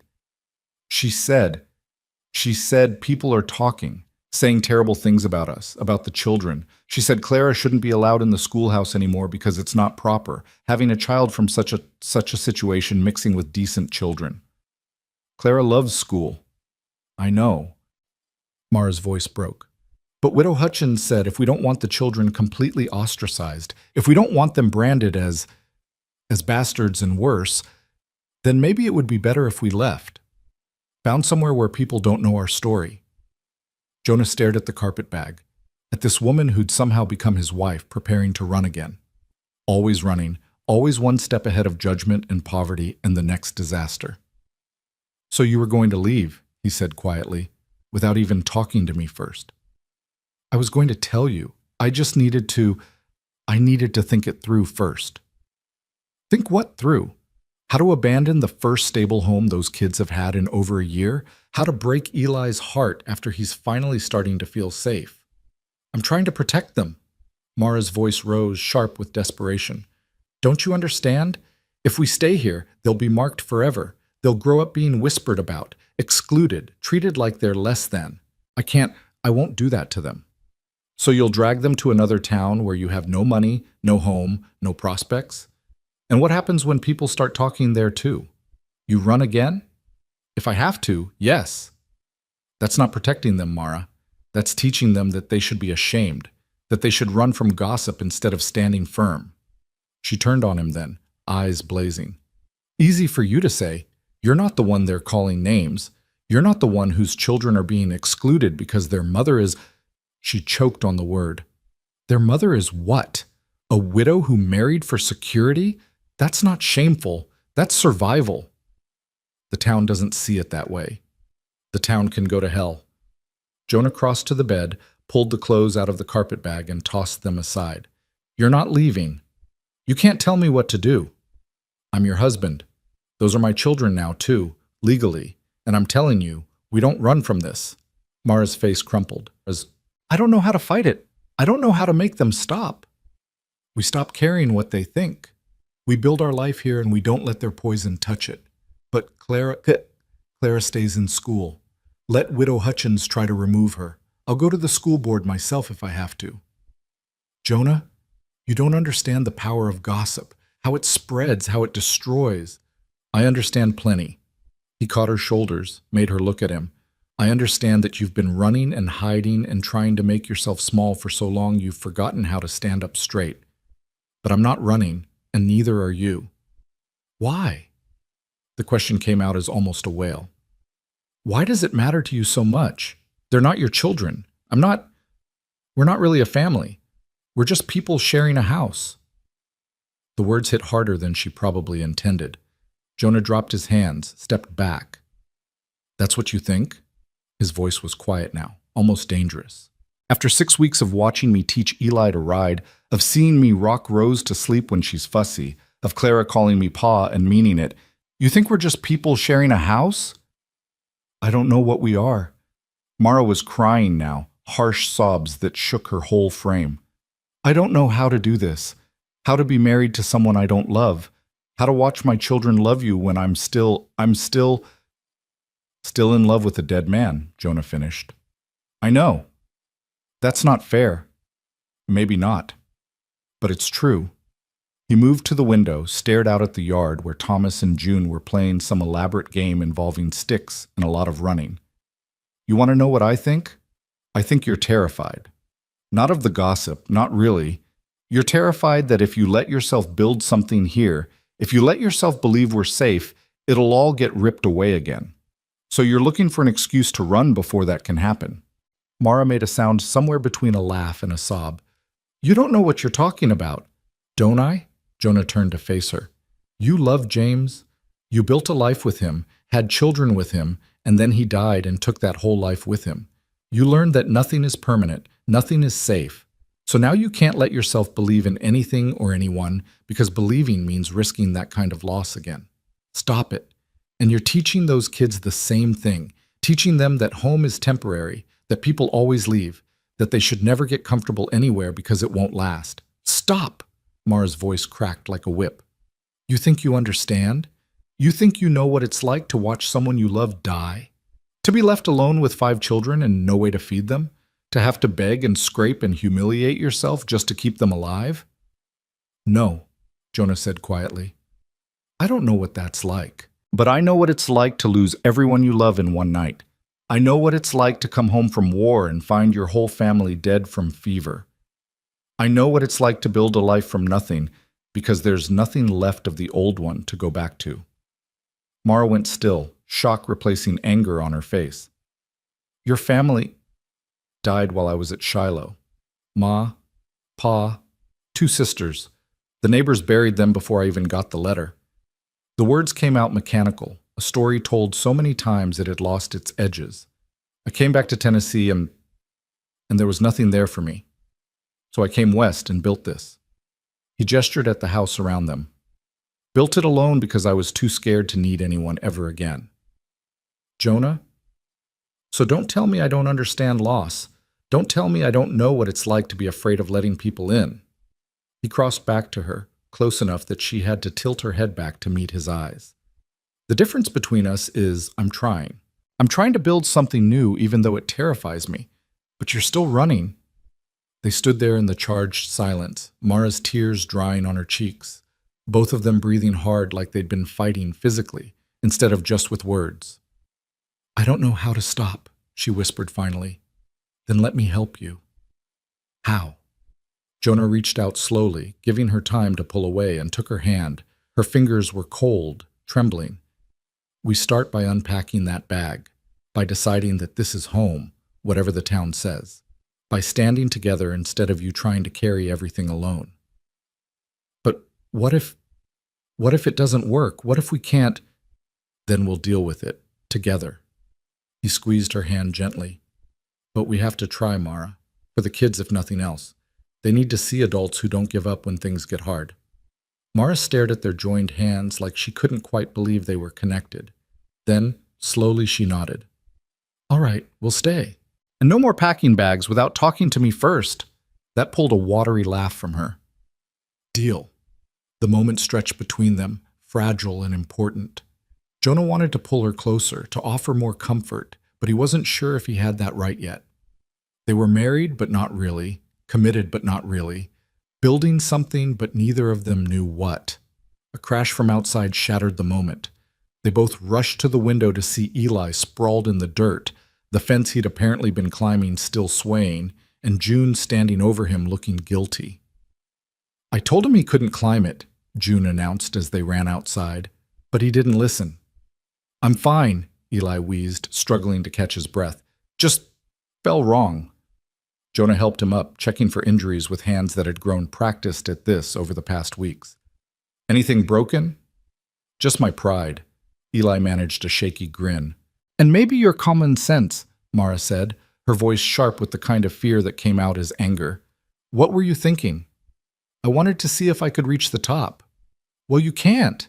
And now you're bruised and... Eli, you scared me half to death. The boy looked genuinely contrite. Sorry, Ma. She pulled him into a fierce hug, and over his head her eyes met Jonah's. Something passed between them, an understanding, maybe. A recognition that they were in this together, whether they'd planned it or not. That night after supper, Jonah didn't head immediately to the barn. Instead, he helped Mara clean up, the two of them working in companionable silence while the children played a noisy game of tag outside. Rose dozed in her basket, finally sleeping through enough of the night that Mara no longer looked like a ghost. Jonah? Mara's voice was tentative. What you said earlier, about your family.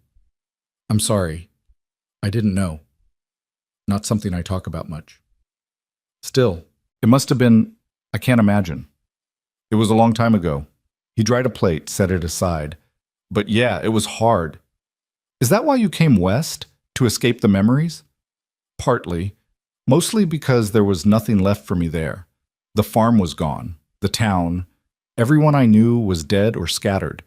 Starting over somewhere new seemed easier than trying to rebuild in a place full of ghosts. Mara was quiet for a moment, her hands stilling in the wash water. I understand that. After James died, I wanted to leave Colorado so badly. Every street corner reminded me of him. Every place we'd been together felt haunted. But you stayed. Couldn't afford to leave. And then Sarah, her voice caught. Sarah was going to be my escape. She was going to build a new life here, and we were going to join her, and it was going to be a fresh start for all of us. And then she died too. Yes. Mara pulled her hands from the water, dried them slowly. I thought about giving up then. Thought about... She stopped, glanced toward the children playing outside. But they needed me, so I kept going. You're stronger than you think. I don't feel strong. I feel like I'm barely holding on most of the time. Holding on when everything's falling apart, that's the definition of strength. Jonah set down his towel. You've kept 5 children alive and fed for 14 months with no money and no help. You traveled hundreds of miles to keep a promise to your dying sister. You married a stranger to give your kids a chance at stability. That's not weakness, Mara. She turned to look at him fully, her eyes bright with unshed tears. You really believe that? Yes. Even though I almost ran today?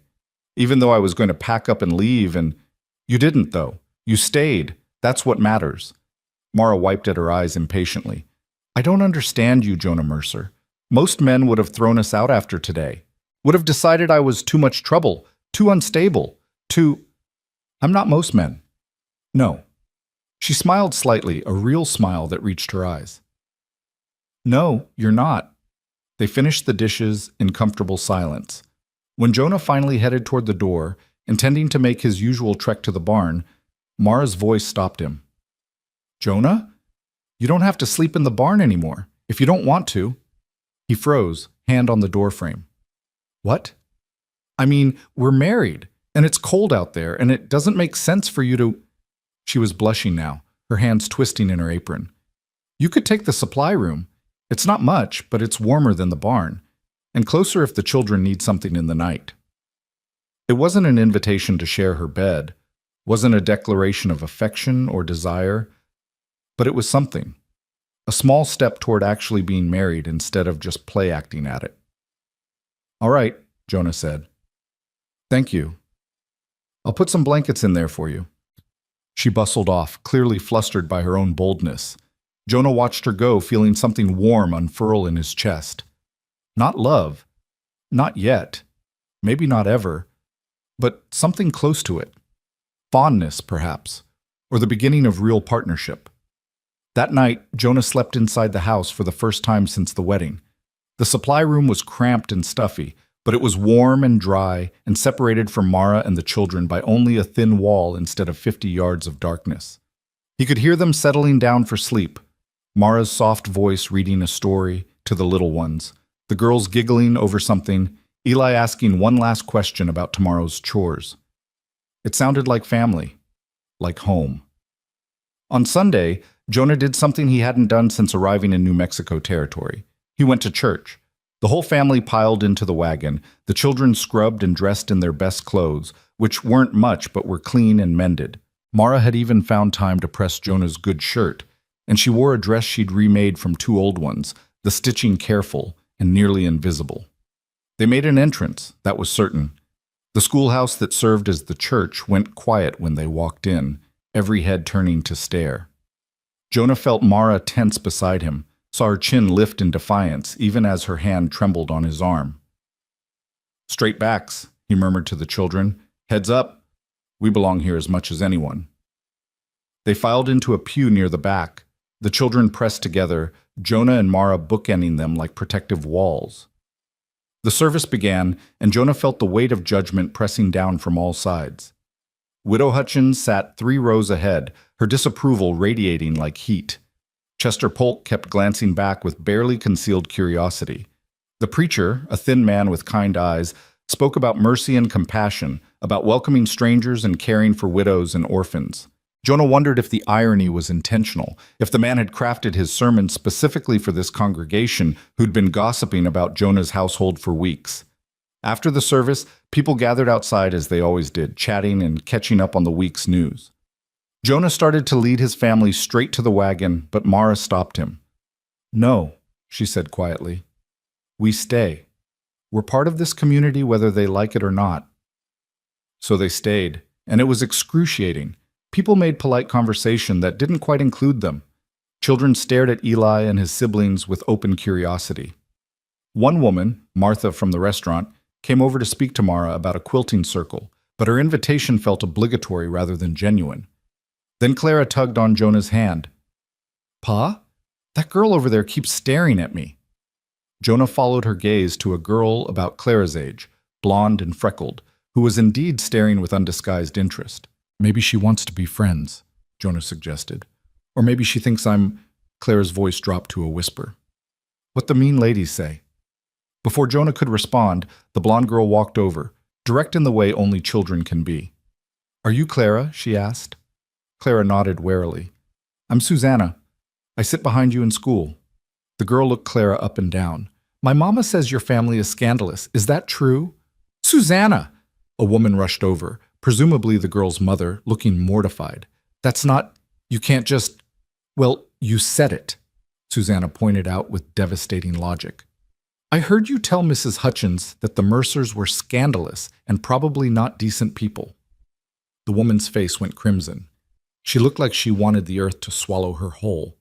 I didn't mean— Are you decent people?" Susanna asked Clara, genuinely curious.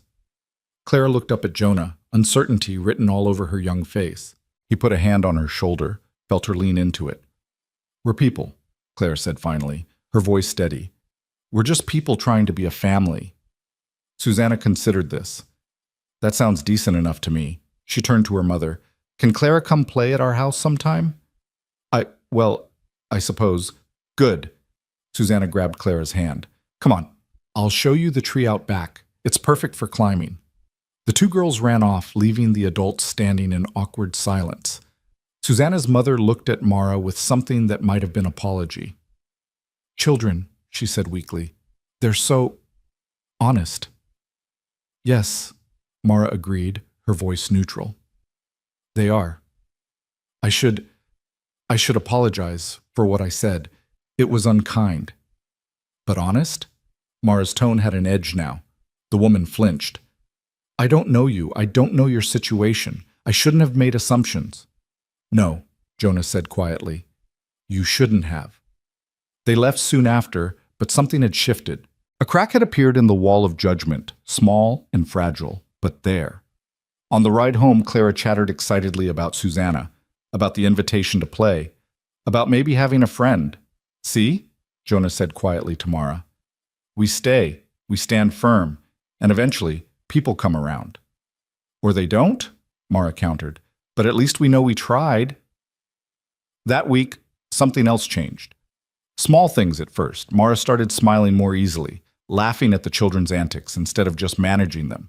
She began asking Jonah's opinion not just on ranch matters, but on everything, treating him like a partner instead of just a provider. She stopped apologizing for every small thing, stopped acting like a guest in her own home. And Jonah found himself seeking her out, not because he needed something, but because he wanted her company. Found himself noticing small things, the way she hummed while cooking, the gentle patience she showed with Rose, the fierce protectiveness that flared whenever she thought her children were threatened. One evening, he came in from evening chores to find the house in an uproar.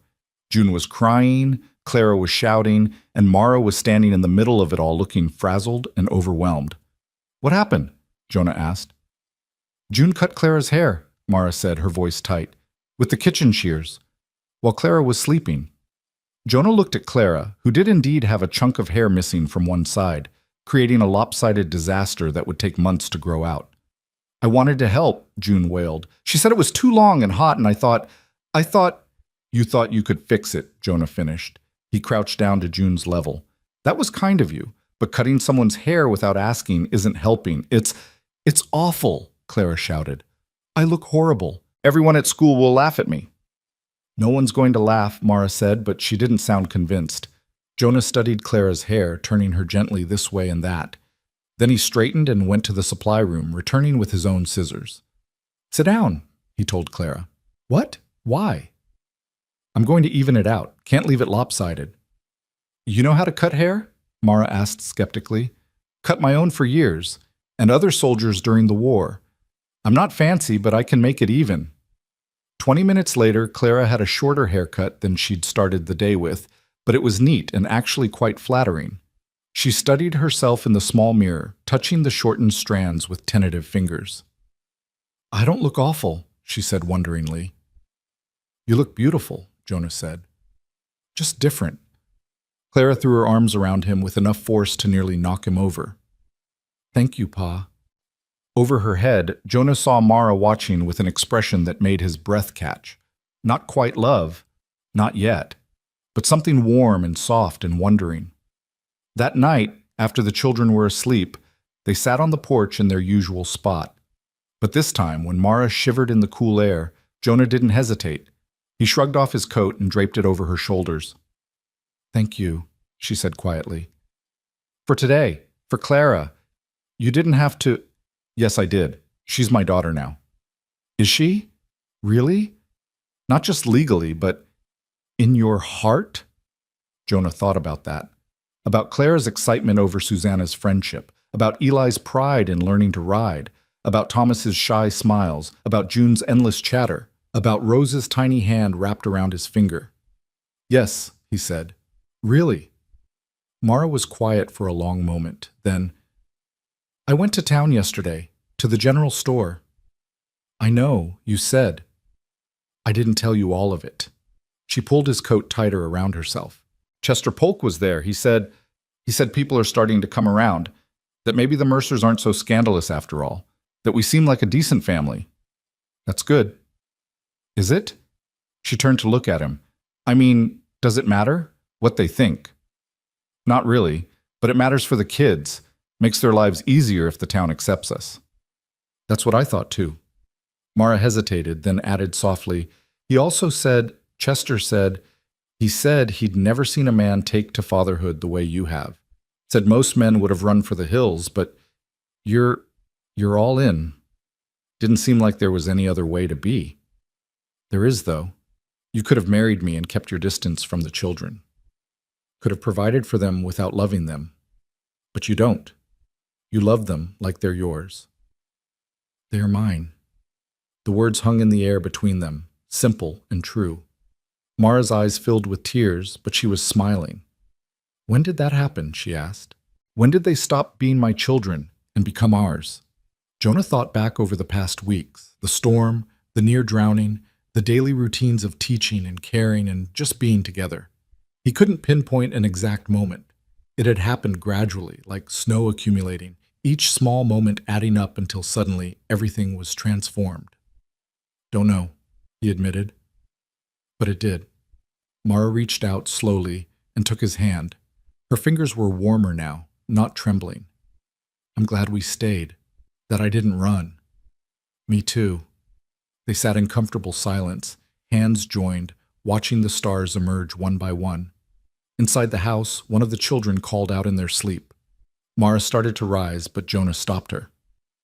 "I'll go." He found Thomas tangled in his blankets, whimpering softly. Jonah untangled him gently, tucked him back in, and sat on the edge of the bed until the boy settled back into sleep. When he turned to leave, he found Mara standing in the doorway, watching. "You're good at this," she whispered. "At what?" "Being a father. Being the man they need." Jonah moved toward the door, toward her. She didn't step back. They stood close enough that he could see the flecks of gold in her brown eyes, could feel the warmth of her breath. "Mara." But whatever he'd been about to say was cut off by the sound of hoofbeats outside, urgent and fast. They both rushed to the window to see a rider approaching through the darkness, his horse lathered and blowing.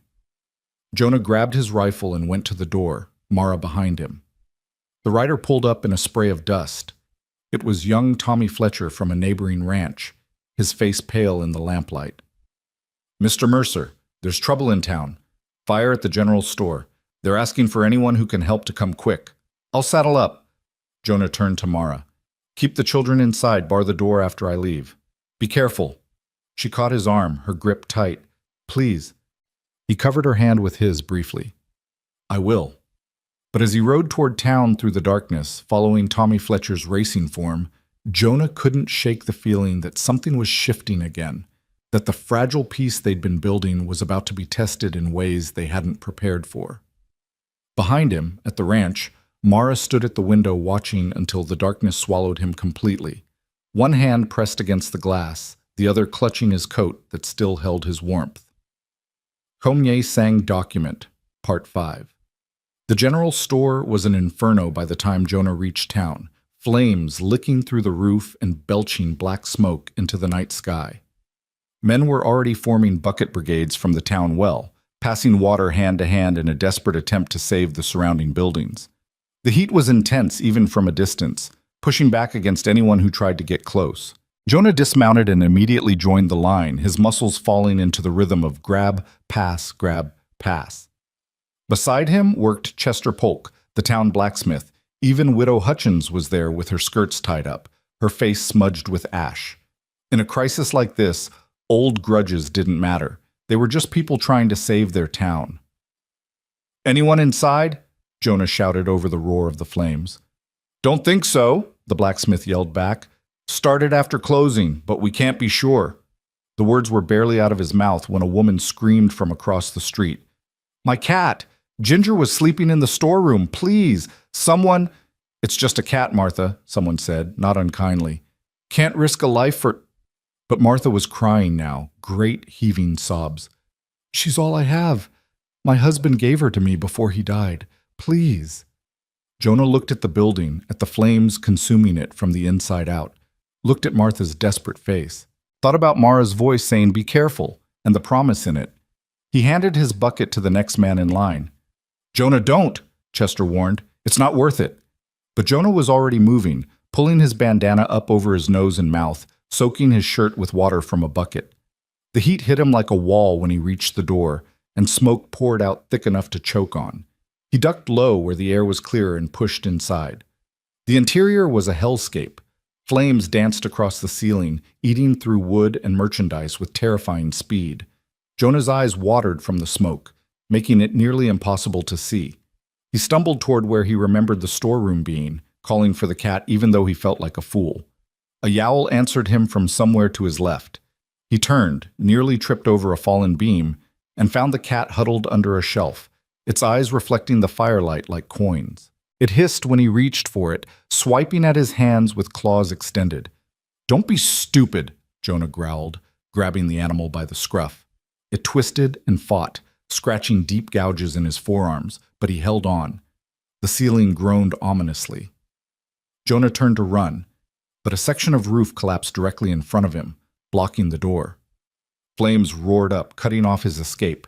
His lungs were burning, his vision going dark at the edges. The cat yowled and struggled in his grip. He'd promised Mara he'd be careful, promised he wouldn't leave her a widow again. And here he was, about to die for a damn cat in a burning building while his wife and children waited at home.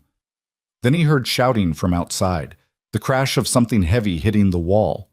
A new opening appeared. Men had knocked through the back wall with axes.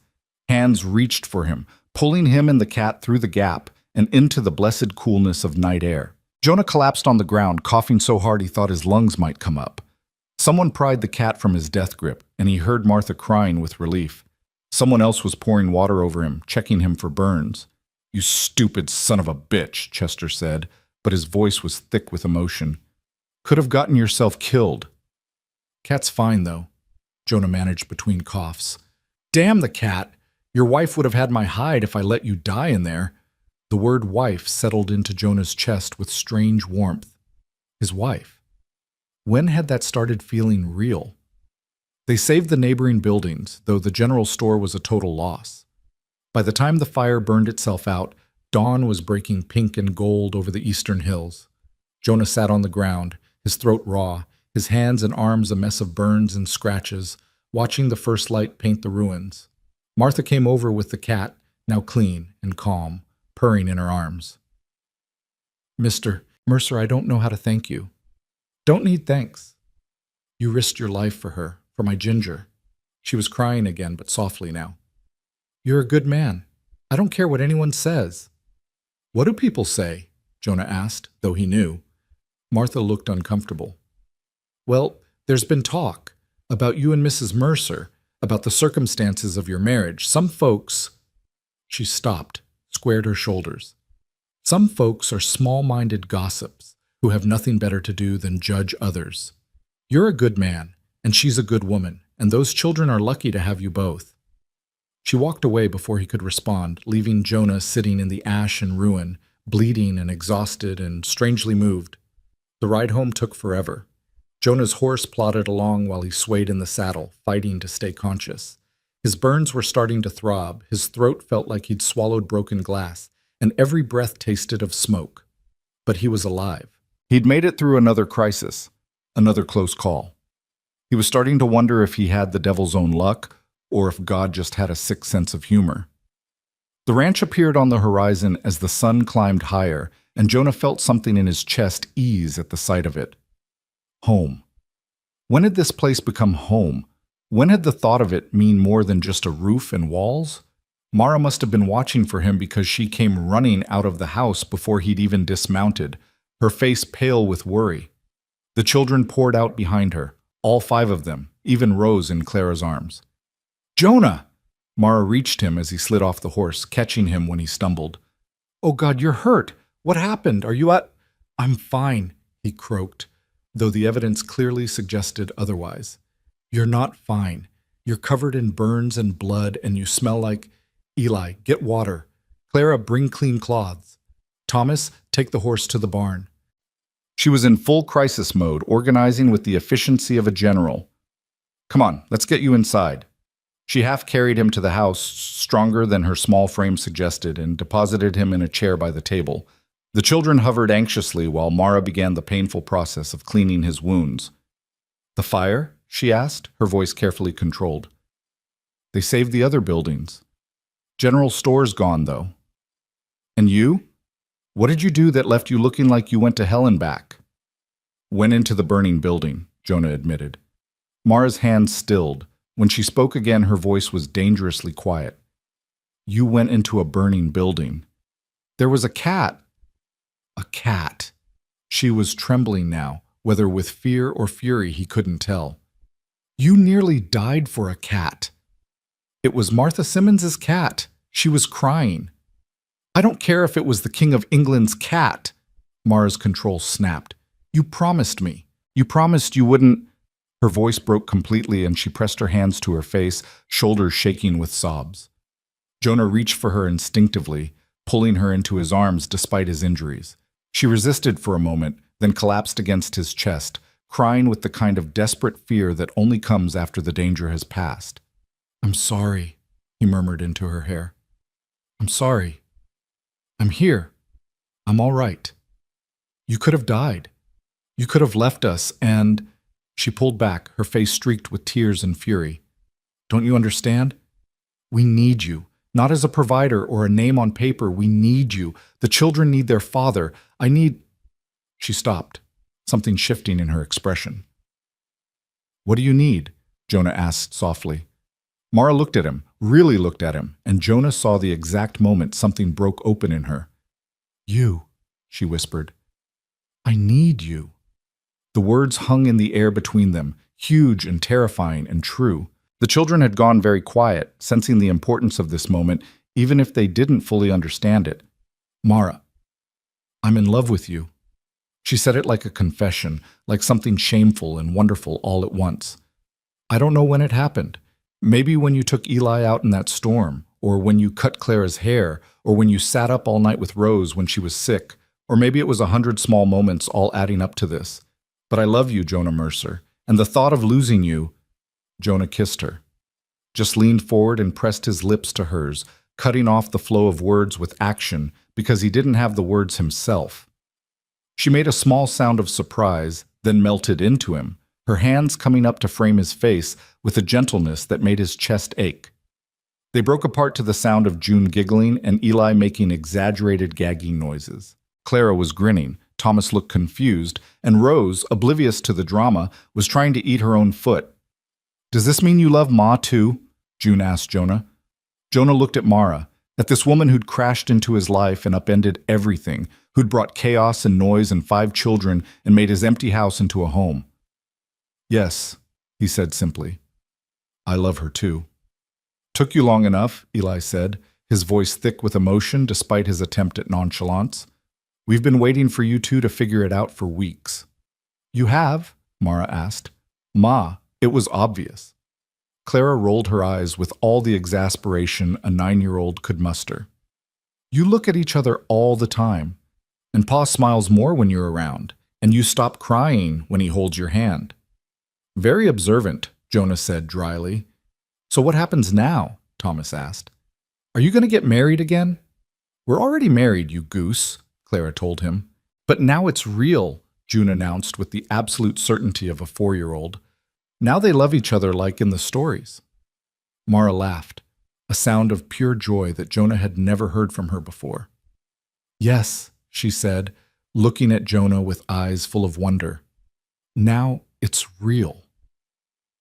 The next few days passed in a blur of healing and adjustment. Jonah's burns scabbed over, his throat stopped feeling like raw meat, and the scratches from the cat faded to thin pink lines. But something more fundamental had healed too. The distance between him and Mara, the careful walls they'd both maintained, had crumbled completely. She moved into the supply room with him, bringing her few belongings and her endless capacity for reorganization. It was cramped and awkward at first, 2 people learning to share space they'd both been using as fortresses. But Jonah found he didn't mind the lack of privacy, the way she hummed while brushing her hair at night, the warmth of another body beside his in the darkness. "Tell me about James," he said one night when they were lying in the narrow bed pressed close by necessity. Mara stiffened. "Why?"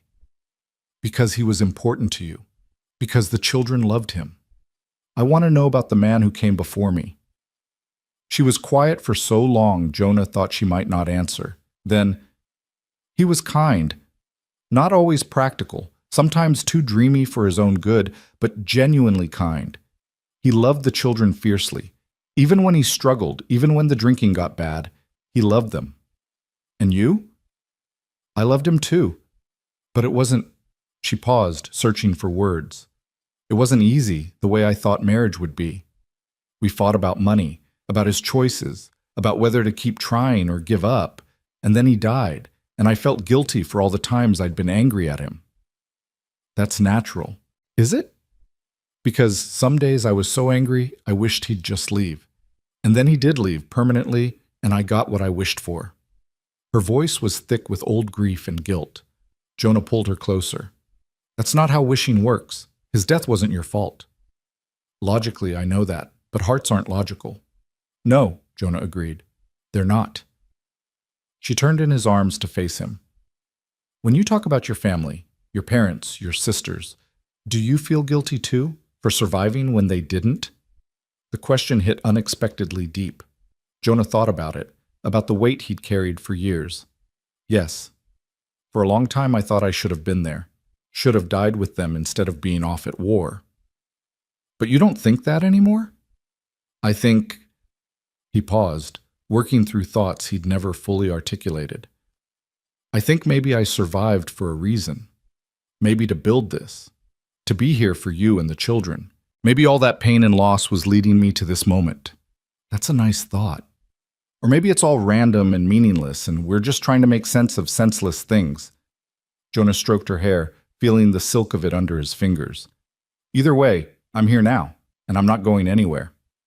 Promise? I promise. On Sunday, they went to church again, and this time when they walked in, several people actually smiled. Susanna's mother invited them for Sunday dinner. The preacher shook Jonah's hand warmly and thanked him for his bravery during the fire. Even Widow Hutchins managed a stiff nod of acknowledgement. After the service, Martha Simmons approached with Ginger, the cat, in her arms. Mrs. Mercer, I wanted to thank you properly for what your husband did. You should thank him, not me, Mara said. Oh, I have, many times, but I also wanted to say… Martha looked uncomfortable. I wanted to say I'm sorry for the way I acted when you first arrived, for not offering help when you clearly needed it. I was judging you without knowing you, and that was wrong. Mara blinked in surprise. Thank you. That means a lot.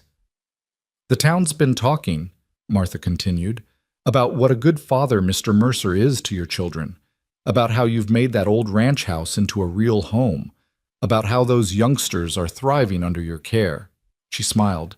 Good people doing their best, that's worth celebrating, not tearing down. Other women began to drift over, offering similar sentiments.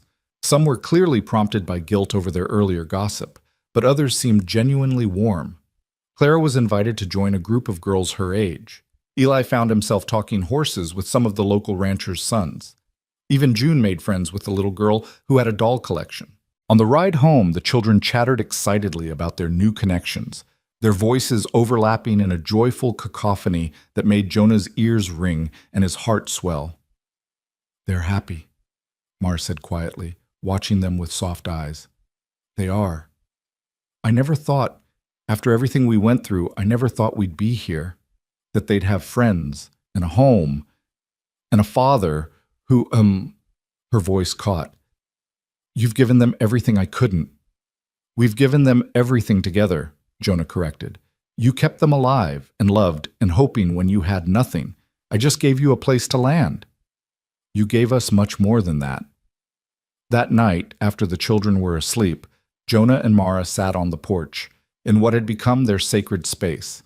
The stars were brilliant overhead, the air sweet with the smell of sage and possibility. I have something to tell you, Mara said. Jonah felt a flutter of concern. What? I went to see the doctor in town. Yesterday, when I took the eggs to sell. She took his hand, placed it on her still flat stomach. We're going to have a baby. In the winter, probably February. Jonah's mind went blank with shock. A baby, their baby. Not inherited, not acquired through circumstance, but created together out of love and commitment and all the nights they'd spent learning each other.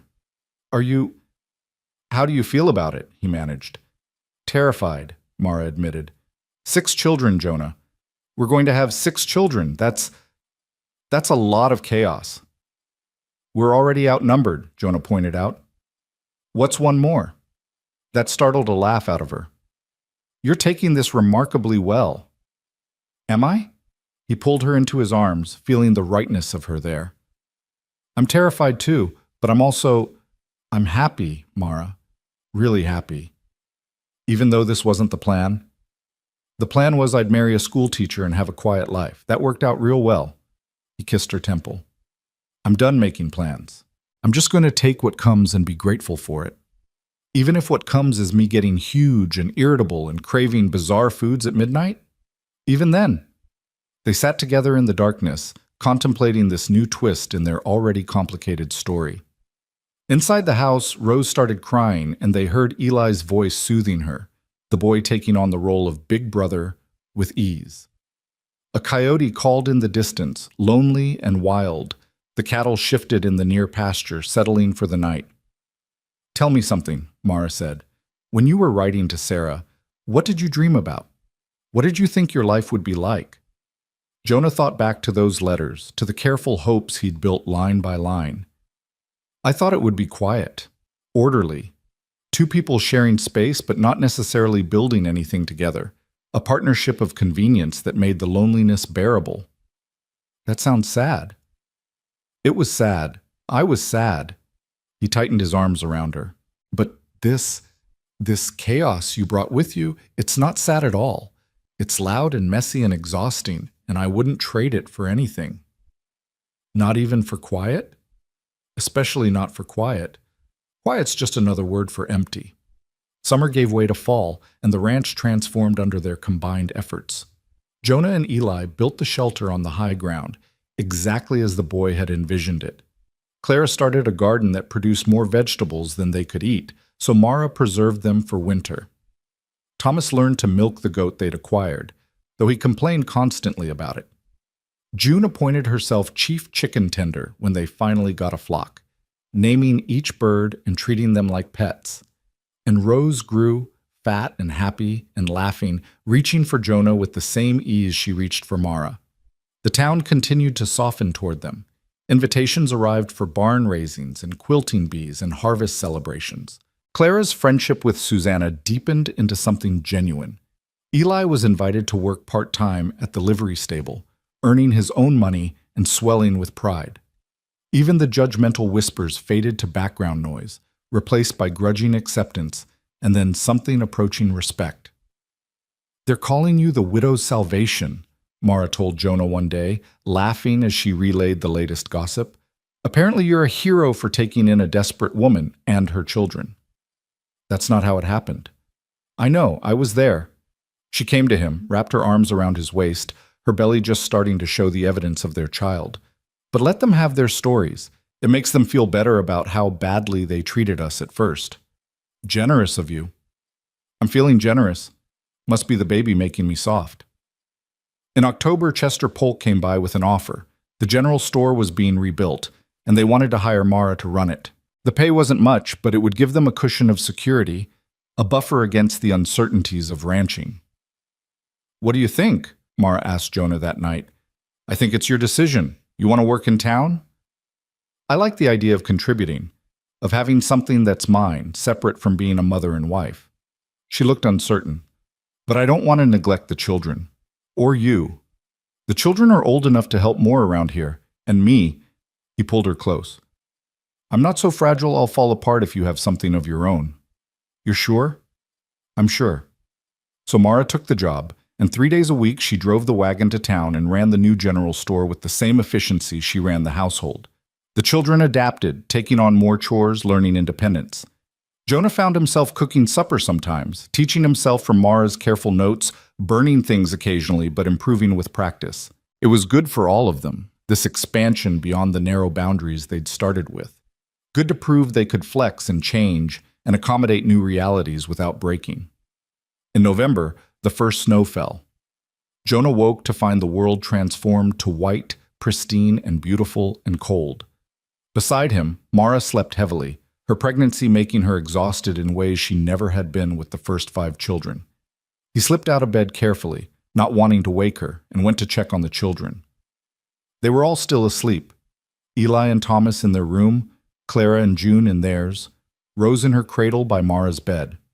6 souls in his care, soon to be 7. The weight of it should have been crushing, but somehow it wasn't. Somehow it felt like the exact right amount of purpose, the exact right measure of love and responsibility. He started the fire, made coffee, and was scrambling eggs when small arms wrapped around his leg. June, barefoot and wild-haired, looking up at him with sleepy eyes. "Morning, Pa." "Morning, little one. You're up early." "Couldn't sleep. Too excited about the snow." She climbed into a chair. "Can we build a snowman after breakfast?" "If you want." "A big one? Bigger than Eli?" "We'll see what we can manage." The others drifted in one by one, drawn by the smell of food and the promise of a snow day. Mara came last, moving slowly, one hand on her lower back. "You should have woken me," she said, but she was smiling. "I could have made breakfast. You're growing a person. I think I can handle eggs." They ate together, the children planning elaborate snow forts and sledding runs, their voices bright with anticipation. After breakfast, they bundled into every piece of warm clothing they owned and tumbled out into the fresh snow like puppies. Jonah and Eli built the promised snowman, a towering creation that did indeed surpass Eli's height, while Clara and June made snow angels. Thomas tried to build an igloo and ended up just making a lumpy pile. Rose watched from inside, her face pressed to the window, Mara holding her up to see.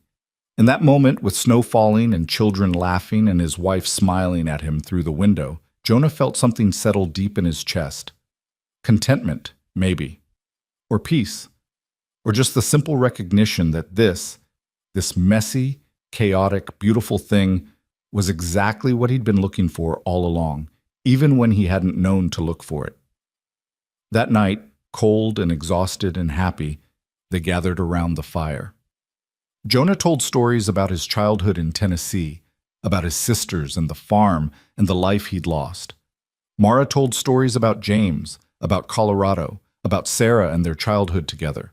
The children listened with rapt attention, learning about the people and places that had shaped their parents into who they were now. "We should write it all down," Clara suggested, "so we remember. So when Rose is older, she'll know where she came from." "That's a good idea," Mara agreed. "Family history matters." "Are we a real family now?" Thomas asked. "Or are we still just pretending?" The question, so innocently asked, hung heavy in the warm air. Jonah looked at Mara, saw his own thoughts reflected in her eyes. "What do you think makes a family real?" he asked Thomas. The boy considered this seriously. I think it's when people love each other and take care of each other and stay even when things are hard."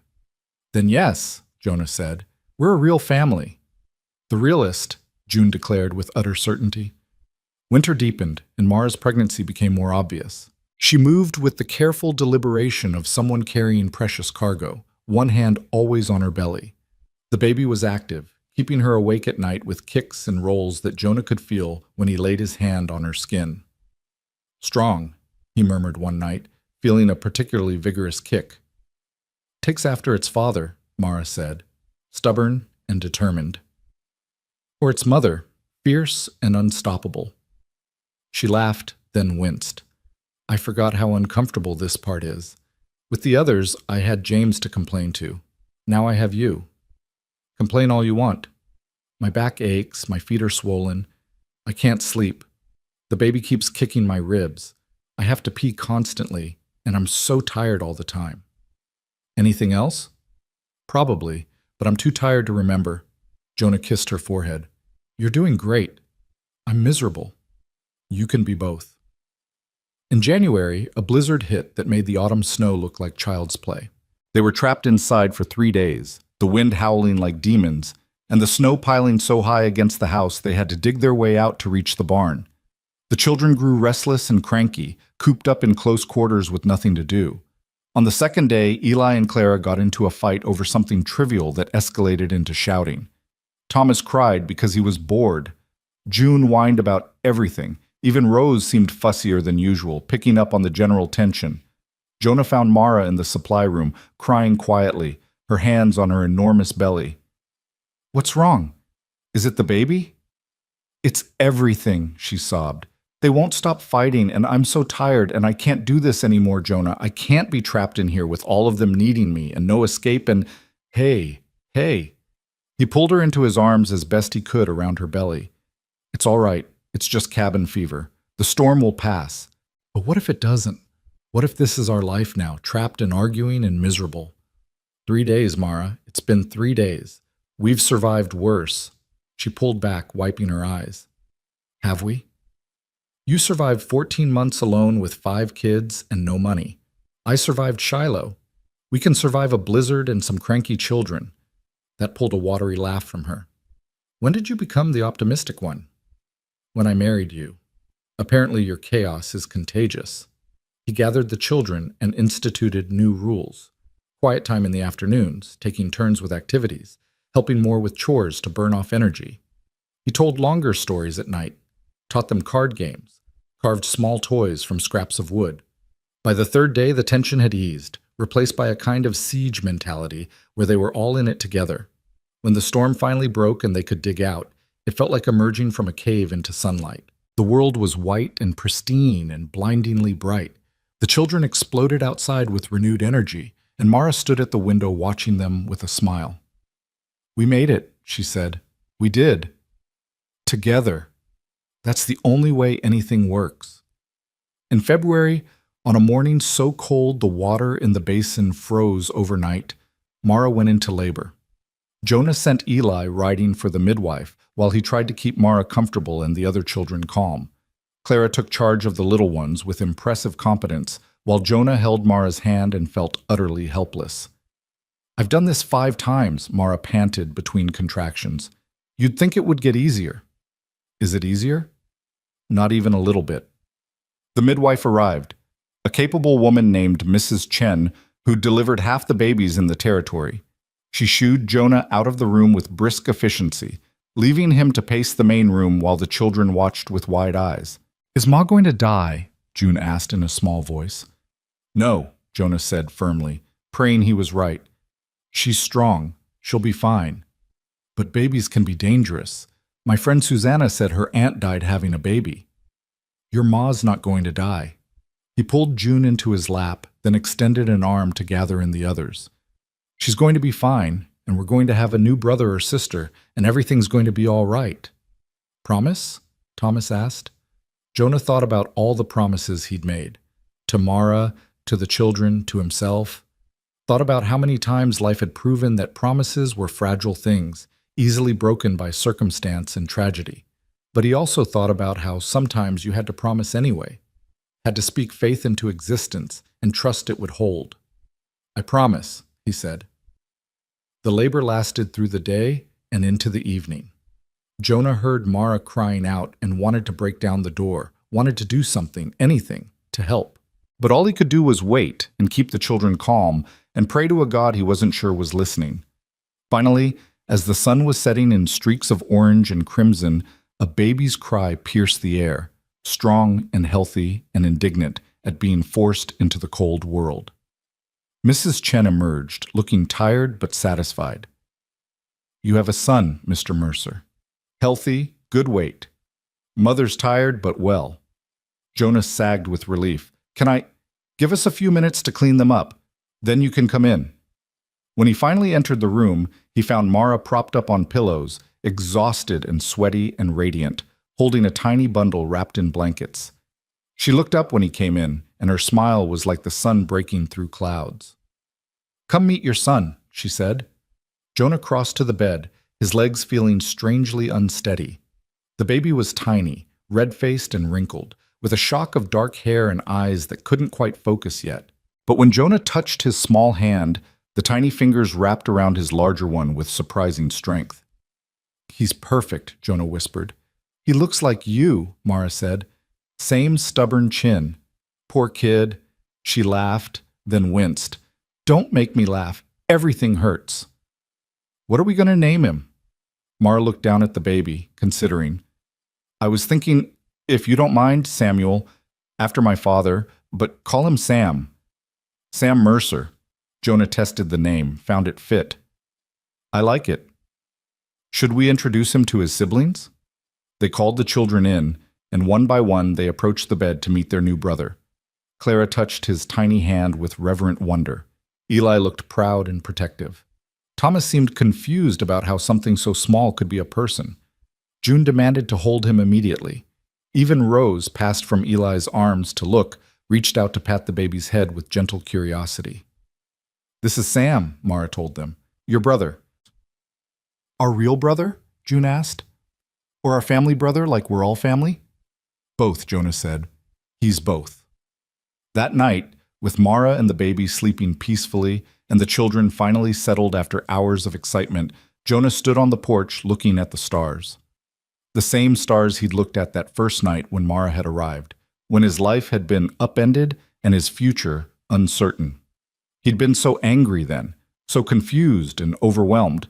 He'd asked for a quiet life and gotten chaos, asked for a partner and gotten a family, asked for simple and gotten complicated beyond measure, and he'd gotten everything he'd ever needed, even though he hadn't known to want it. The door opened behind him, and Eli came out, wrapped in a blanket against the cold. "Can't sleep?" Jonah asked. "Too much happening." The boy came to stand beside him. "Pa, can I ask you something?" "Always." "Do you ever miss it, the quiet, before we came and made everything loud and messy?" Jonah thought about it honestly. About those years of solitude, the echo of his own footsteps in an empty house, the silence that had felt like safety but was really just loneliness wearing a mask. "No," he said. "I don't miss it at all." "Really? Not even a little?" "Not even a little. You know what I realized? I was alive before you all came, but I wasn't living. There's a difference." Eli processed this, his young face serious in the starlight. "I'm glad we came here. I'm glad you married Ma. I know it wasn't what you planned, but it was better than anything I could have planned," Jonah interrupted. "Sometimes the best things are the ones we never see coming." "That's what Ma says, too." They stood together in comfortable silence, father and son in all the ways that mattered, watching the stars wheel overhead. Inside the house, a baby cried, "Sam," wanting his mother. They heard Mara's soft voice soothing him, the creak of the rocking chair. "We should get some sleep," Jonah said finally. "Tomorrow's going to be busy." "Tomorrow's always busy now," Eli said, but he was smiling. "I kind of like it that way." "Me too, son. Me too." Spring came with a rush of green and wild flowers, the desert blooming in shades of purple and gold. Sam grew fat and happy, his cries filling the house with the particular chaos only a baby could bring. The older children adapted to their new sibling with varying degrees of enthusiasm. Clara loved helping with him. Eli was protective. Thomas was indifferent. June was jealous, but trying to hide it. The ranch prospered. The cattle multiplied, the crops grew, the chickens laid eggs in abundance. Mara continued working at the general store, bringing Sam with her in a basket until he got too big and wiggly, then leaving him with Jonah on her work days. Jonah discovered he was surprisingly good at managing a baby and a ranch simultaneously, though it required more creativity than he'd anticipated. The town had fully accepted them by now. The Mercers were just another family, no more scandalous than anyone else. Clara and Susanna were inseparable. Eli had a whole gang of friends from the livery stable. Even the gossips had found new targets, moved on to fresh scandals. On a warm evening in May, Jonah and Mara sat on their porch, their sacred space, watching the children play in the yard. Sam was asleep in Mara's arms, his small face peaceful. In the distance, the mountains rose purple against the sunset sky. "Happy?" Jonah asked. Mara smiled, that particular smile that was just for him. "Deliriously. You?" "More than I ever thought possible." She leaned against his shoulder and they sat in the comfortable silence of people who'd learned to communicate without words. Inside the house, Rose started fussing and Clara went to soothe her. Thomas and June were arguing over some imagined slight. Eli was teaching one of the horses a new trick, his voice patient and encouraging. It was loud. It was chaotic. It was everything Jonah had never known he wanted. "I've been thinking," Mara said eventually, "about that first day when I stepped off that wagon and saw your face. You looked like I'd just ruined your life." "I thought you had," Jonah admitted. "And now?"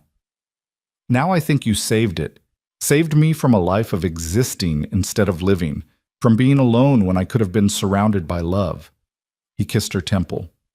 "You gave me everything, Mara. You and these kids, you're everything I needed and didn't know to ask for." "We're a lot of work," she warned. "You're worth it.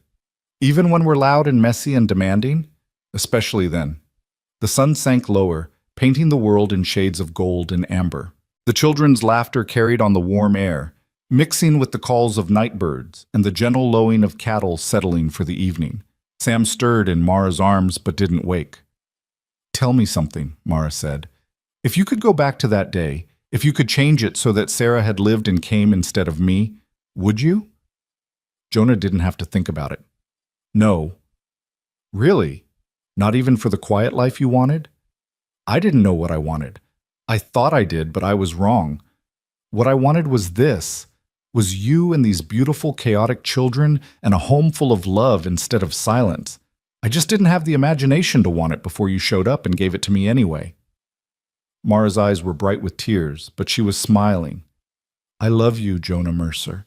More than I thought I could love anyone again, more than I thought my broken heart was capable of." "I love you too.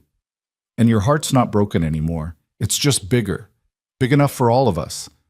As the stars began to emerge in the darkening sky, Jonah thought about the journey that had brought them here, the loss and loneliness, the desperate choices and unexpected grace, the slow building of trust into love. He thought about Sarah, who'd never made it but whose sacrifice had somehow led him to exactly where he needed to be. He thought about James, who'd loved Mara first and given her these children that Jonah now cherished as his own. And he thought about the future, about watching these children grow, about growing old with Mara beside him, about the ranch expanding and the family thriving and all the small moments of joy and frustration that made up a life worth living. The loner rancher had waited for his mail-order bride and gotten something infinitely better. A wife who challenged and loved him, children who filled his empty spaces, and a home that echoed with laughter instead of silence. What had started as obligation had transformed into devotion. What had been duty had become choice. And in the end, that was the greatest gift of all. Not the romance he'd planned for, but the family he'd built from unexpected pieces, creating something whole and beautiful from what had seemed like disaster. Inside the house, June called out that she was hungry. Thomas complained about being tired. Rose started crying in earnest now, wanting her mother.